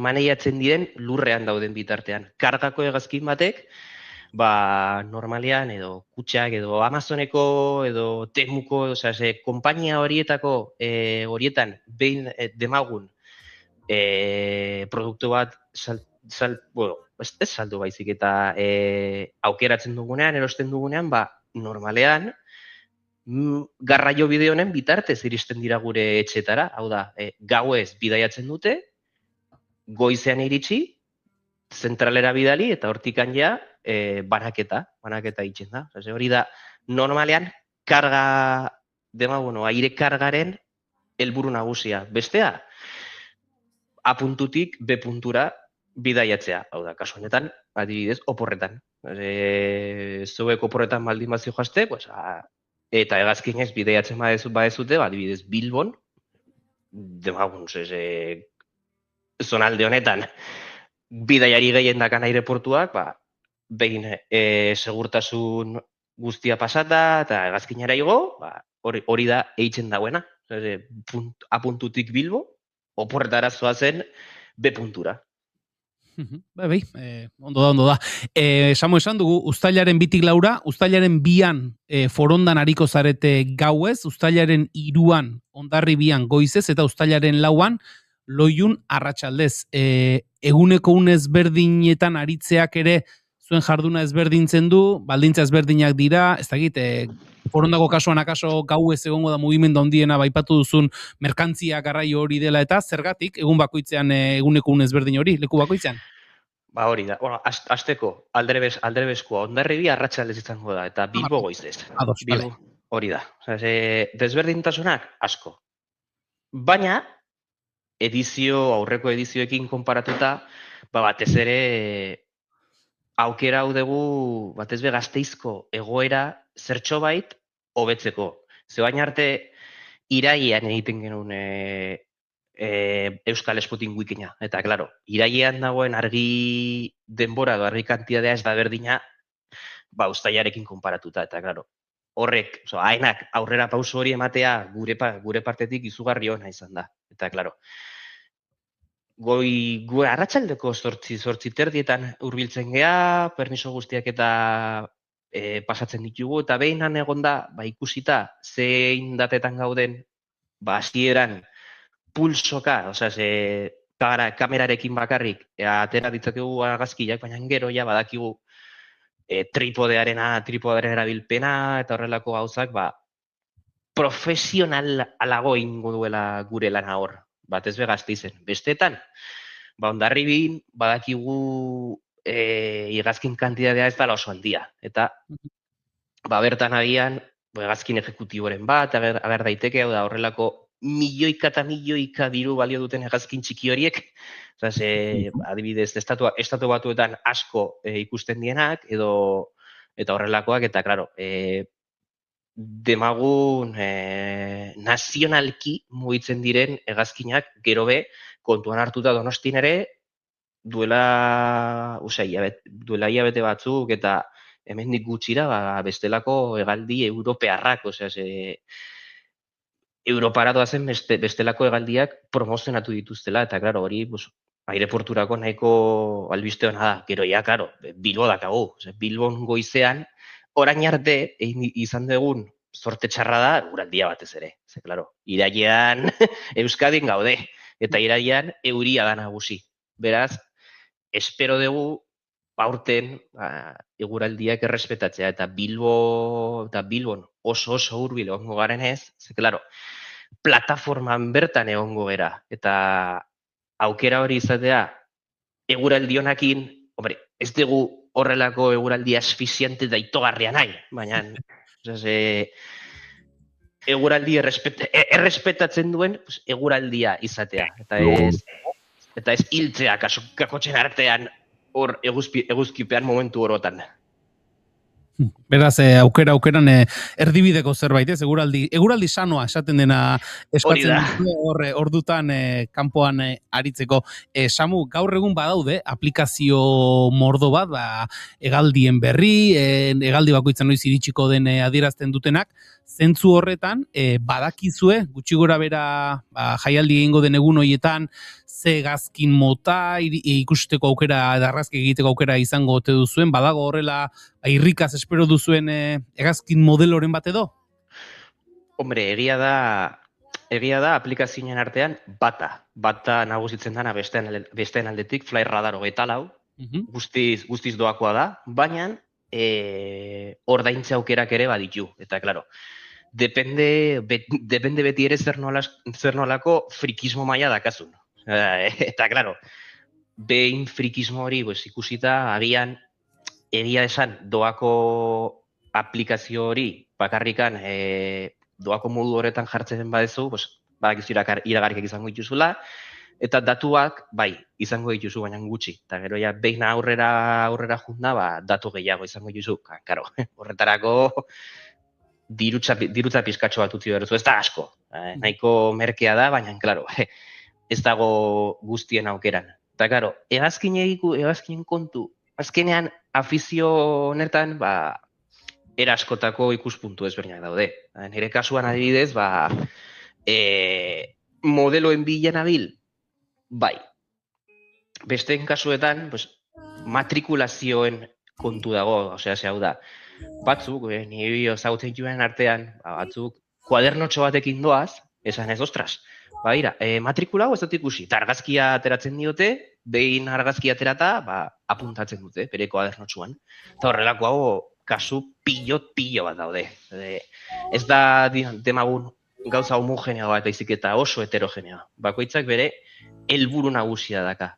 Egia da, guretzat, hoberena izango litzatekeela Bilboko eguna igandera edo ostiralera mugitzea, baina ezin da. Batez be, klaro, orain, Amerikara doan Unitedeko hegaldia ateratzeko irrikaz egon gea. Iaz ez genuen aukera izan eta aurten ez da ere. Klaro, hegazkin hori segurtasunez beteta dago, eta autoridadeek ez digute usten. Logikoa danez. Beraz, aipatu diguzu, spottingaren mundu horretan ere, bakoitzak bere azpi mundu edo, azpi interesak baditu, argazkiak egiterako ordu horretan, teknikoki, Samu, ez dakit, kamera, objektibo, berezi zehatzen bat, material zehatzen bat izatea komeni den horrelako argazkiak egiteko, edo kamera arrunt xamar batekin ere argazkitxukunak egin daitezken? Hombre, azkenean, afizio hau mailaka doala, uste dut. Ni hasi nintzanean, 2013an, biderlau zeukon, nola zan? Kodak kamera bat neukon. Travelclub.ekin irabazitakoa. Imaginatu, zer nolako evoluzioa izan dudan. Batez be, maila basoan hastentzea, hasierako maila duen kamera batekin, gero ja, gutxika, objektiboen kontu informatzen zea, esan ez, ostras, hau, objektibo, argi asko da sartzen usten duen objektiboa da, erosiko dut, edo bestelako hau, teleobjektibo oso luzea da, 6 milimetrokoa, beste hau erdizkakoa, eta horrelakoa, azkenean informatzen zea, eta zeure maila, habilidadeak, gutxika sendotuz doaz, hobetzen doaz, eta ikusten duzu, ostras, oaindakan kamera, ez da nire mailara iristen. Beraz, aurrera pauso bat ematen dut, beste erdizkako maila hartzen dut. Gero, eta hoberen juten zoan, edo zoazen bitartean. Klaro, logika da, eta zenbat eta kamera potenteago edo indartxoago bat nahi dezunean, klaro, orduan eta dirutza gehiago utzi behar dezu. Ez da diru txiki, eta ez da kantitate txikia ez. Lau zifra edo kasu batzuetan, asko, ia iago. Diru askori buruz hitz egiten ari gara. Samu, bukatzeko bi galdera egingo dizkizut batean, zein da orain arte zuretzat atera duzunen argazkirik bereziena, eta zein da buruan daukazun argazki hori etorkizunean atera nahiko zenukena? Eski gogokoen dokan argazki ostras, galdera zaila, ze, claro, urte asko izan dira. Baina ustez, agian impacto gehien izan duen argazkia agian Antonov bat bilau edo 124 Gasteizen egon zen garaia 2021-an. Edo 22an, ez dakit. Askotan juntzan, materiale ustet, Renault fabrika batera bidali behar ziren, ez dakit, bobina edo ez dakit movida horrelako batzuk, eta klaro, oso hegazkin arraroa da. Eta klaro, garai hartan, aireportu inguruetan, jende pilo bat bildu zen, pilo bat. Klaro, fenomeno ia kulturala izan zen. Osea, hori da, hoixe. Hau da, Antonov 124 bat, ez? Antonov 124. Gaur egun, hegazkinik handiena, ze, klaro, Ukrainako gerran, gogoratu behar dugu, handiena zen hegazkina, lehertu intzutela, Antonov 225. Gasteizen ere egon zen, 2010an, baina, klaro, jada ez da existitzen. Egia da, Europar batasuna Ukrainarekin batera, berreraekin nahi dutela, baina, klaro, izugarrizko dirutza da.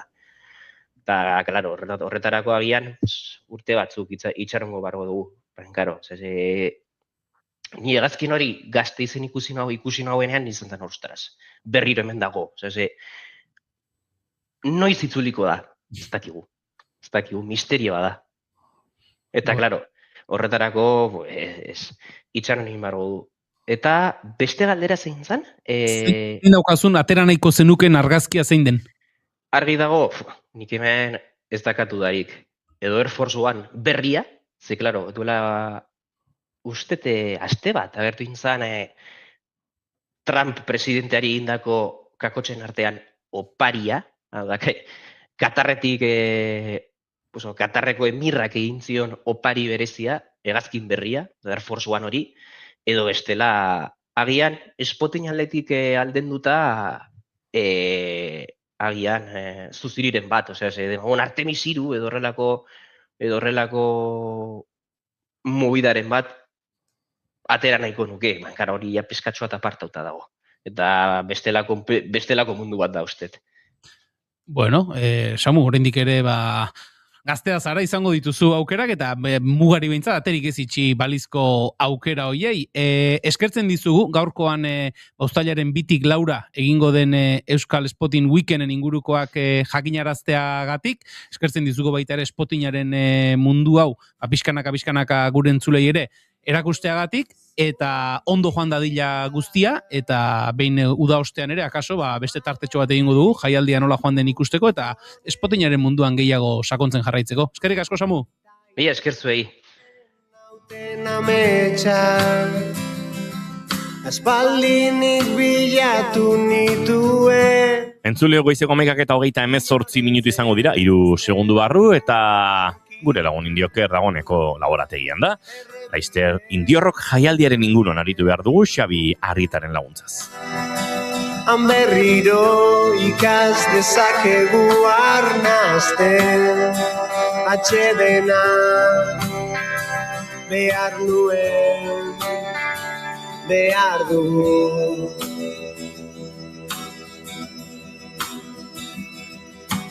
Inork inoiz astutako soka baten soinua du hemen,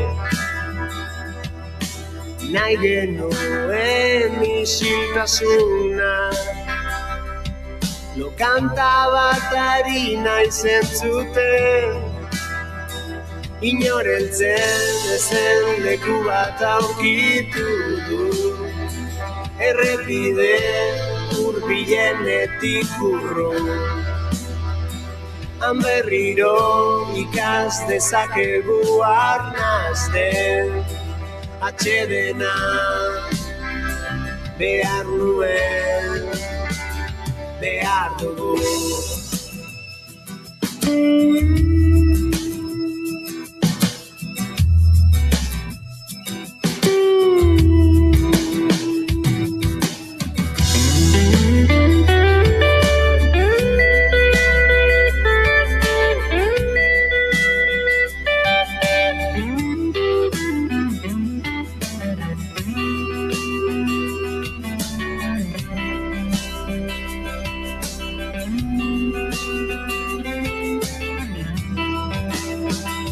Inorentzen besten leku bat aurkitu du, errepide hurbilenetik urrun. Han berriro ikas dezakegu arnasten, atsedena behar nuen, behar dugu.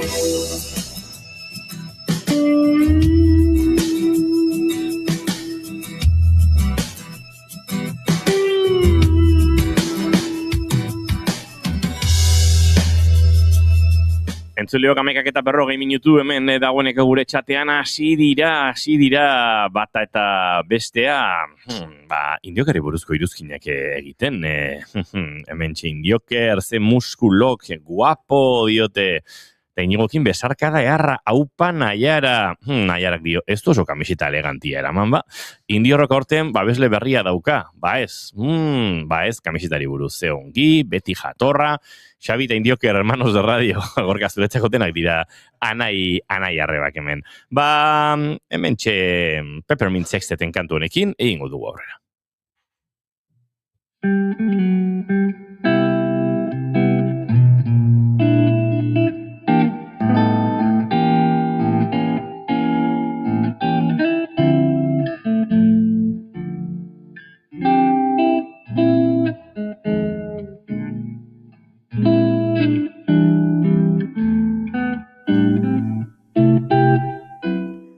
Uda iristen denean, herriak beste ritmo bat hartzen du. Kalea jendez betetzen dira, plazak musikaz, eta egun batzuk egutegian markatuta geratzen dira. Errenterian horietako bat indiorrok jaialdia da. Kontzertuetatik haratago doan hitzordua, musika, herria eta giro berezia elkartzen dituena. Baina holtzaren atzean bada beste istorio bat ere. Hilabetetako lana, ideiak, bilerak eta garrantzitsuena, ilusioa. Gaur, alde hori ezagutuko dugu bigarren kafean. Nola sortu zen indiorrok eta zer dagoen jaialdi honen atzean. Eta horretarako, gurekin dugu bigarren kafearen jarraitzaile sutsuetako bat, eta batez ere, indiorrokeko antolatzaile den indio. Egun hon eta ongietorri bigarren kafera. Kaixo, egun hon. Lehenik eta bain, elkarrezketa hasi aurretik, goiurik... Di galdera mitikoa egin barko izizu. Agian prestauta ekarri. Ezagutuko ditu honek ez, Xabi. Eta erantzun genituen, horrek hortian. Egia da. Biak erantzun altzen dituen. Bilak bat. Egia da. Orduan jazta. Ez beste badokat. Bai, nik ere asmatu behar nuen bezala. Bale, bueno, bota. Esango balizute, aukera ezaketzula nahi duzun taldea, zure funeralean jotzeko, ze musika talde izango ditzateke? Funeralean ez dakit minon, bai pentsatu etola jaien bat edo iten dugunean, edo... Bueno, bai, funeralean, ze funerala nahi dut jai bat izatia. Eta kontzertu gordun, ez da, nahi beti Batson, Oian Daltzal eta horrelakoak asko gustatzen zaizkit. Bulre bai. Kriston girua montatzeik, minon ustez Batsonekin eharra izango zela. Ados. Venga, bora erantzun dugu bat, zuk beste bat zenuen Juri? Ez, horrela nahiko, gustatu zut. Lehenik eta bain, entzuleak kokatzeko, adibidez, entzuleen batek ez bat maki indiorrok zer den, nola esplikatuko zenuke, zer da indiorrok jaialdia? Indiorrok jaialdia da, nik nakan buruan perlada bat. Perlada bat, lehenoztikan kontzertuak da Landare Tabernan antolatzen genitun, eta hor bertan ikusten genitun kriston talde bila zoztela, txikillak, haundillak eta geho jaietan beti berdina jotzen zutela. Eta talde txiki eta kriston taldeak zielak etzakaten tokila. Ia, ez, duela, ja, 14. urteurrena edo edizioa da. Orduan, pues hori, duela 14 urteetzen, orain ja pixkanak aida aldatzen asuntua, eta ja, pues, herriko talde txiki gehiago sartzen dituzte, txiki, esateko modu bada, ze azkenin kriston taldea dira, kriston musikariak, eta denetik handago. Orduan, nahi nun oieiri tokitxo bat eskaini, sikiera. Ze, pues hori, ikusten genuen, etzakatela tokila. Nahi zutela kriston gogua zozten jotzeko, minon ez zeuden aukeraik. Eta, pixka bat horregi tiraka horrei bueltak ematen, eta gaina baitare dena zentratzen zela toki berdinean, ez? Pues, txosnetan, eta geho udaletxeko estenatoki printzipalian, edo pixka bat dena toki berdinean zen. Jaia, kontzertua, dena hortzean. Orduan, herria oso ondila da, eta kriston toki politak juzte hortikan gauzak txukunak eta politak iteko, eta nahi genuen zabaldu. Eta hoi alde batetikan, eta geho baitare, pues, nahi genula pixkat jendearekin eotia hor jendia gertu sentitzia talde txiki eta musika estilo ezberdinak denetatik jorratu nahi genuen. Eta orduan, pixkat perlada horrekin, komentatu nion lagun batzuei, eta pues, esan ziaten lagunduko ziatela. Insensato horiek, venga, pues ingo dugu. Eta pixka buelta bat ematen, begiratzen txokoak, eta horrela hasi zen pixkatxoa dena. Eta da, azkenian indie rock da, hori, beste gauzak beste erabatea egin daitezkela, eta ondo egin daitezkela ikusteko edo ikustarazteko jendeari, eta hori, ez dutela beti berdinak eta estilo berdinak jorratu behar jaietan beti. Oraintxe esan duzu ez, denak espazio batean zegoela kontzertuta jai guztia, lehen pause horiek nola gogoratzen dituzu, zein izan ziren zailtasun nabarienak? Agian, espazioak bilatzea, udalaren edo gainerako espazioen defentsa hori edukitzea? Egia esan, bai udaletxetik eta bai txosnetatikan, lehenengo urtean pues, normala denez nahiko lokura da, eta pixkatola izan zen, minon egia esan, hasiera-hasieratikan pues, udaletxeko jai batzordean sartu nintzen, txosnetan lehenoztikan baneon, eta pues, hor kriston lagun pilatu, beti hor nebilen baitare kontzertuak eta antolatzen, orduan, hoien babesa, beti danikan euki dugu. Eta zailena, txokuak ja baitare pixkat herria ezagututa pixkat ja ikusi jatuzu, ez? Hortikan pasatzen nintzen, eta hemen igual kontzertu bat, ondo ongo litzake, ez? Eta pixka bat horreri tiraka nahiko errez topatu genitun txokuak. Goatzen naiz lehenengo urtetan, izan zela gehiago lokura, ordutegiak, azkenian dia 8 kontzertu arratsalde gau osoan zehar 5 toki ezberdinetan, eta mugitzen goaz orduro, mutzen da toki batean da kontzertu bat. Orduan, hasieran egiten genitula, gaina hasieran 9 kontzertu ziren, bat arratsaldeko 5etan hasten ginen, eta entre tanborra da pastentzela, geok ezi desfile ez daki zerrena, geok ez daki, kriston ordutegiekin arazo edo moldaketa desiente euki genitun, baina, ja 3., 4. urterako, gutxura bera, ja pues, ikusi genitun etzuna koinziditzen, pues, azkenin gu moldatu berginen, ez? Tanborra da adibidez bizitza guztia drama, orduan ez diot esango tanborra dako, hemendikan ez pasa. Ze kontzertu dakat, eta orduan pixkat modifikatu, Euskalgunean baitare afariak ematen dira, orduan afaltzeko garaian pixka bat aurreatu genuen, eta hola modifikatzen, orduak eta zirkuitua modifikatzen, azkenin ja formularekin topatu genuen, eta aurrea, eta hori, zailena nire ustez, zailena edo komplexuena izan zen hori, ordutegiak ondo kuadratzia. Eta, bueno, gero hasiera batian soinu ekipokin egiten genuen. Orduan kontzertu bat bukatzen zunean, pasatzen ginen urrengora, dena montatu, soinu proba egin, bitartean aurrekoa zegon jotzen, hori bukatzen zunean berriro desmontatu dena eta berriro beste toki batea, eta kriston liadak ziren, ez ginen geldioten, eta kriston mobidak guain ja, pues, urtean poderioz, pues, udaletxiak adibidez ja jartzen ditu bi soinu ekipo, Txosnetakoa eta Euskalguneko adibidez, pues, horiek beti ondu dira, eta Txosnekoei pues, eskatu nilen baitare Edersonekoei Lekuzarreko ekipua jartzen zuten, eta bueno, pues, udaletxiak baitare Xenpelar eta Gailurrekoa jartzen du, orduan nahiko errex eta kontrolatua dakagu dena. Bueno. Orain, okerez banago 14. edizioa da. Bai. Ja, sentitzen duzue edo baduzue sentimendu hori Madalena jaien parte zeratela edo herrian nortasunan elementu bihurtu zeratela jaialdiarekin?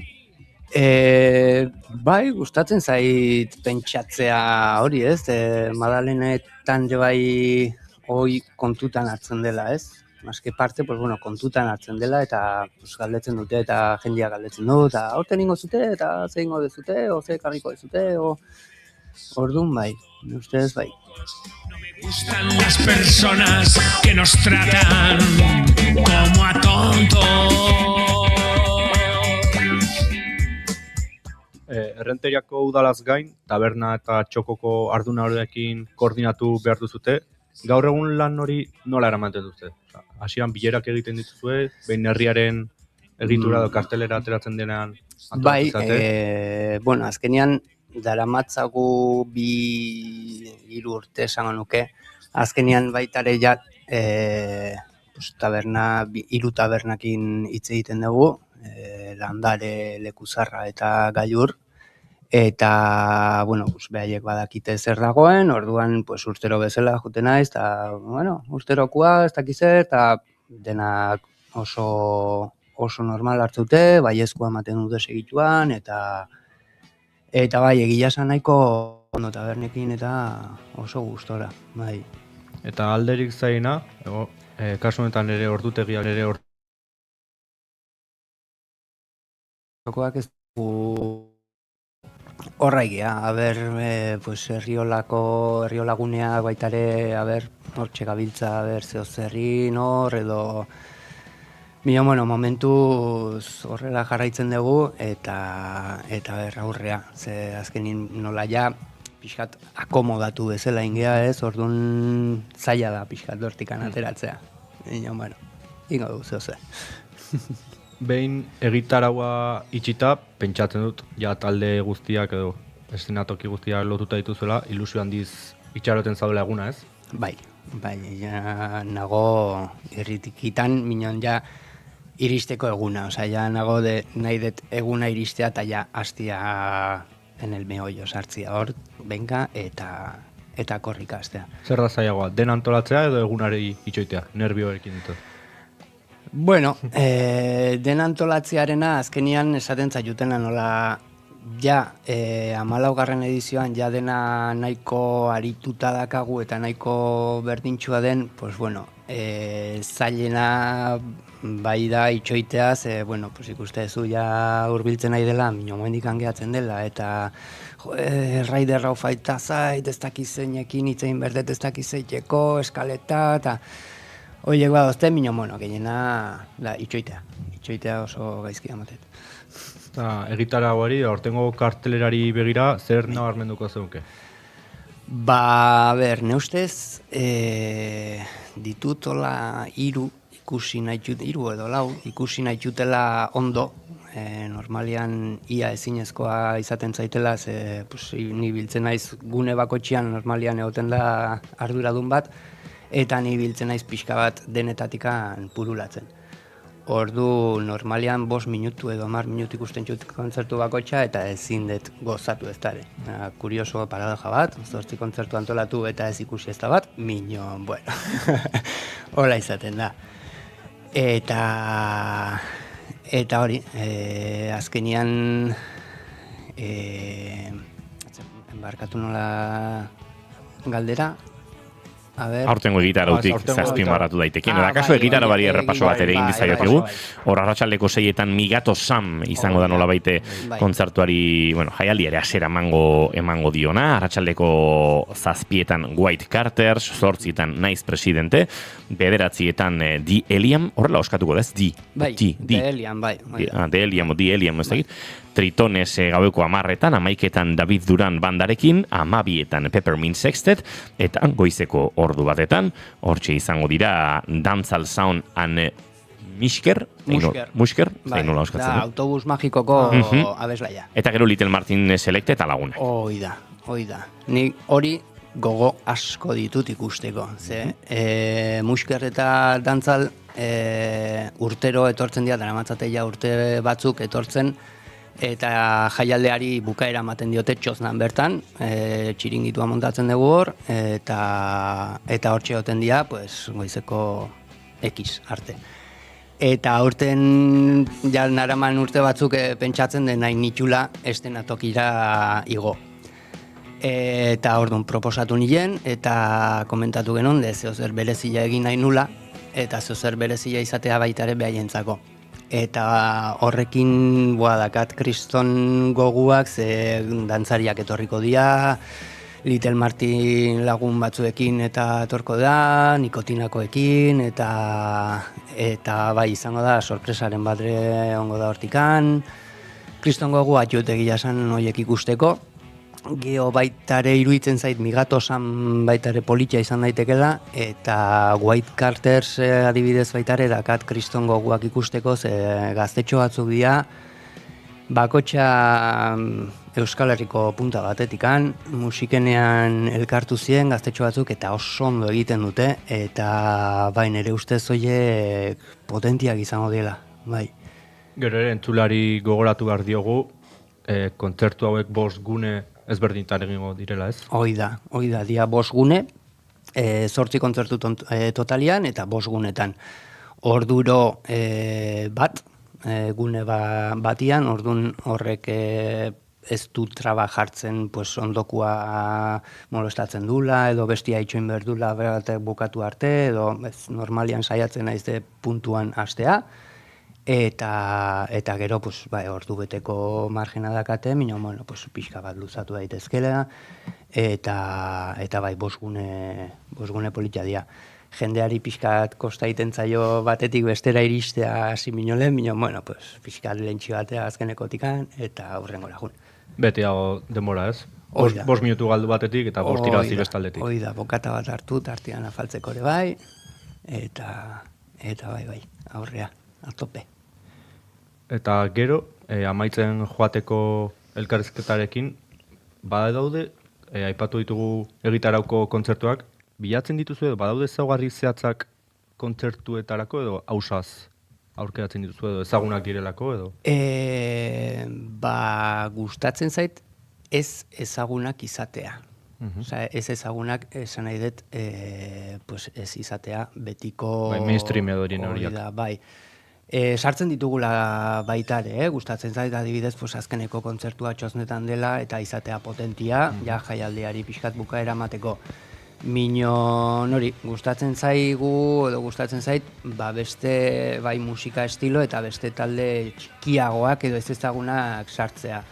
Bai daramagu 3 urte edo ia talde guztiak etortzen zaizkitela, etortzen zaizki nire ganaz, o zituenea, edo emaila bialtzen diate, eta hau pentsatu ikusti diatela, komentatu diatela, eta jotzeko, eta ez da izer, orduan begiratzen dugu, eta kuadratzen baldin badigu, aurrea. Betire ez dugu edo zer gauza sartzen, ez dugu sartuko talde bat, hola, pixka bat izatea, ez? Pixka bat oire begiratu berda, denetikan sartu dugu, duela 2 urte adibidez, ez dakit ezagutzen zuten talde bat, ola txungo batzuk etorri ziren, postal kolekzionistak edo postalariak edo zerbait entzun dut, bai. Bina, bueno, egia esan politia izan zen, bai. Entzuleok, denbora bukatzen ari zaigu, goizeko 11:49 minutu, eta guk agur esaten hasi barra dukagu, ze gauzak, Gorkak esan du. Gu jungo ge azken tren hartu arte. Oso ondo. Korrika ibiliko naiz, beti bezala Gorka garraio publikoan bizitze Euskal Herrian asteburutan eta kultura konsumituz, ez dira bateragarriak. Diru publikoa gastatzen dugu kulturan, diru publikoa gastatzen dugu garraio publikoan, baina gero ezin dira bateratu. Zer egingo diogu? Indioker, o indio, mila esker, gaur gurera hurbiltzeagatik, izango dugu aukera tartetxo batean ere, gaia edo data hurbiltzen denean bertara hurbiltzeko, zurekin egoteko edo askorako, baina gorko denbora amaitzen ari zaigu, beraz, orain txartuko du tartea lasai aritzeko. Arki, oso da. Julen Goiko Txorbegozo datorren aster arte, Xabi datozen eguner arte, ez dakit bihar hariko garen zurekin. Hemen ibiliko naiz. Goiuri bihar arte. Bihar arte. Eta indio, nahi duzun arte. Eskerrik asko. Entzuleok bagoa ze gabe guerdiko 12ak informazioaren txandoren hemen naiz irratian. Agur.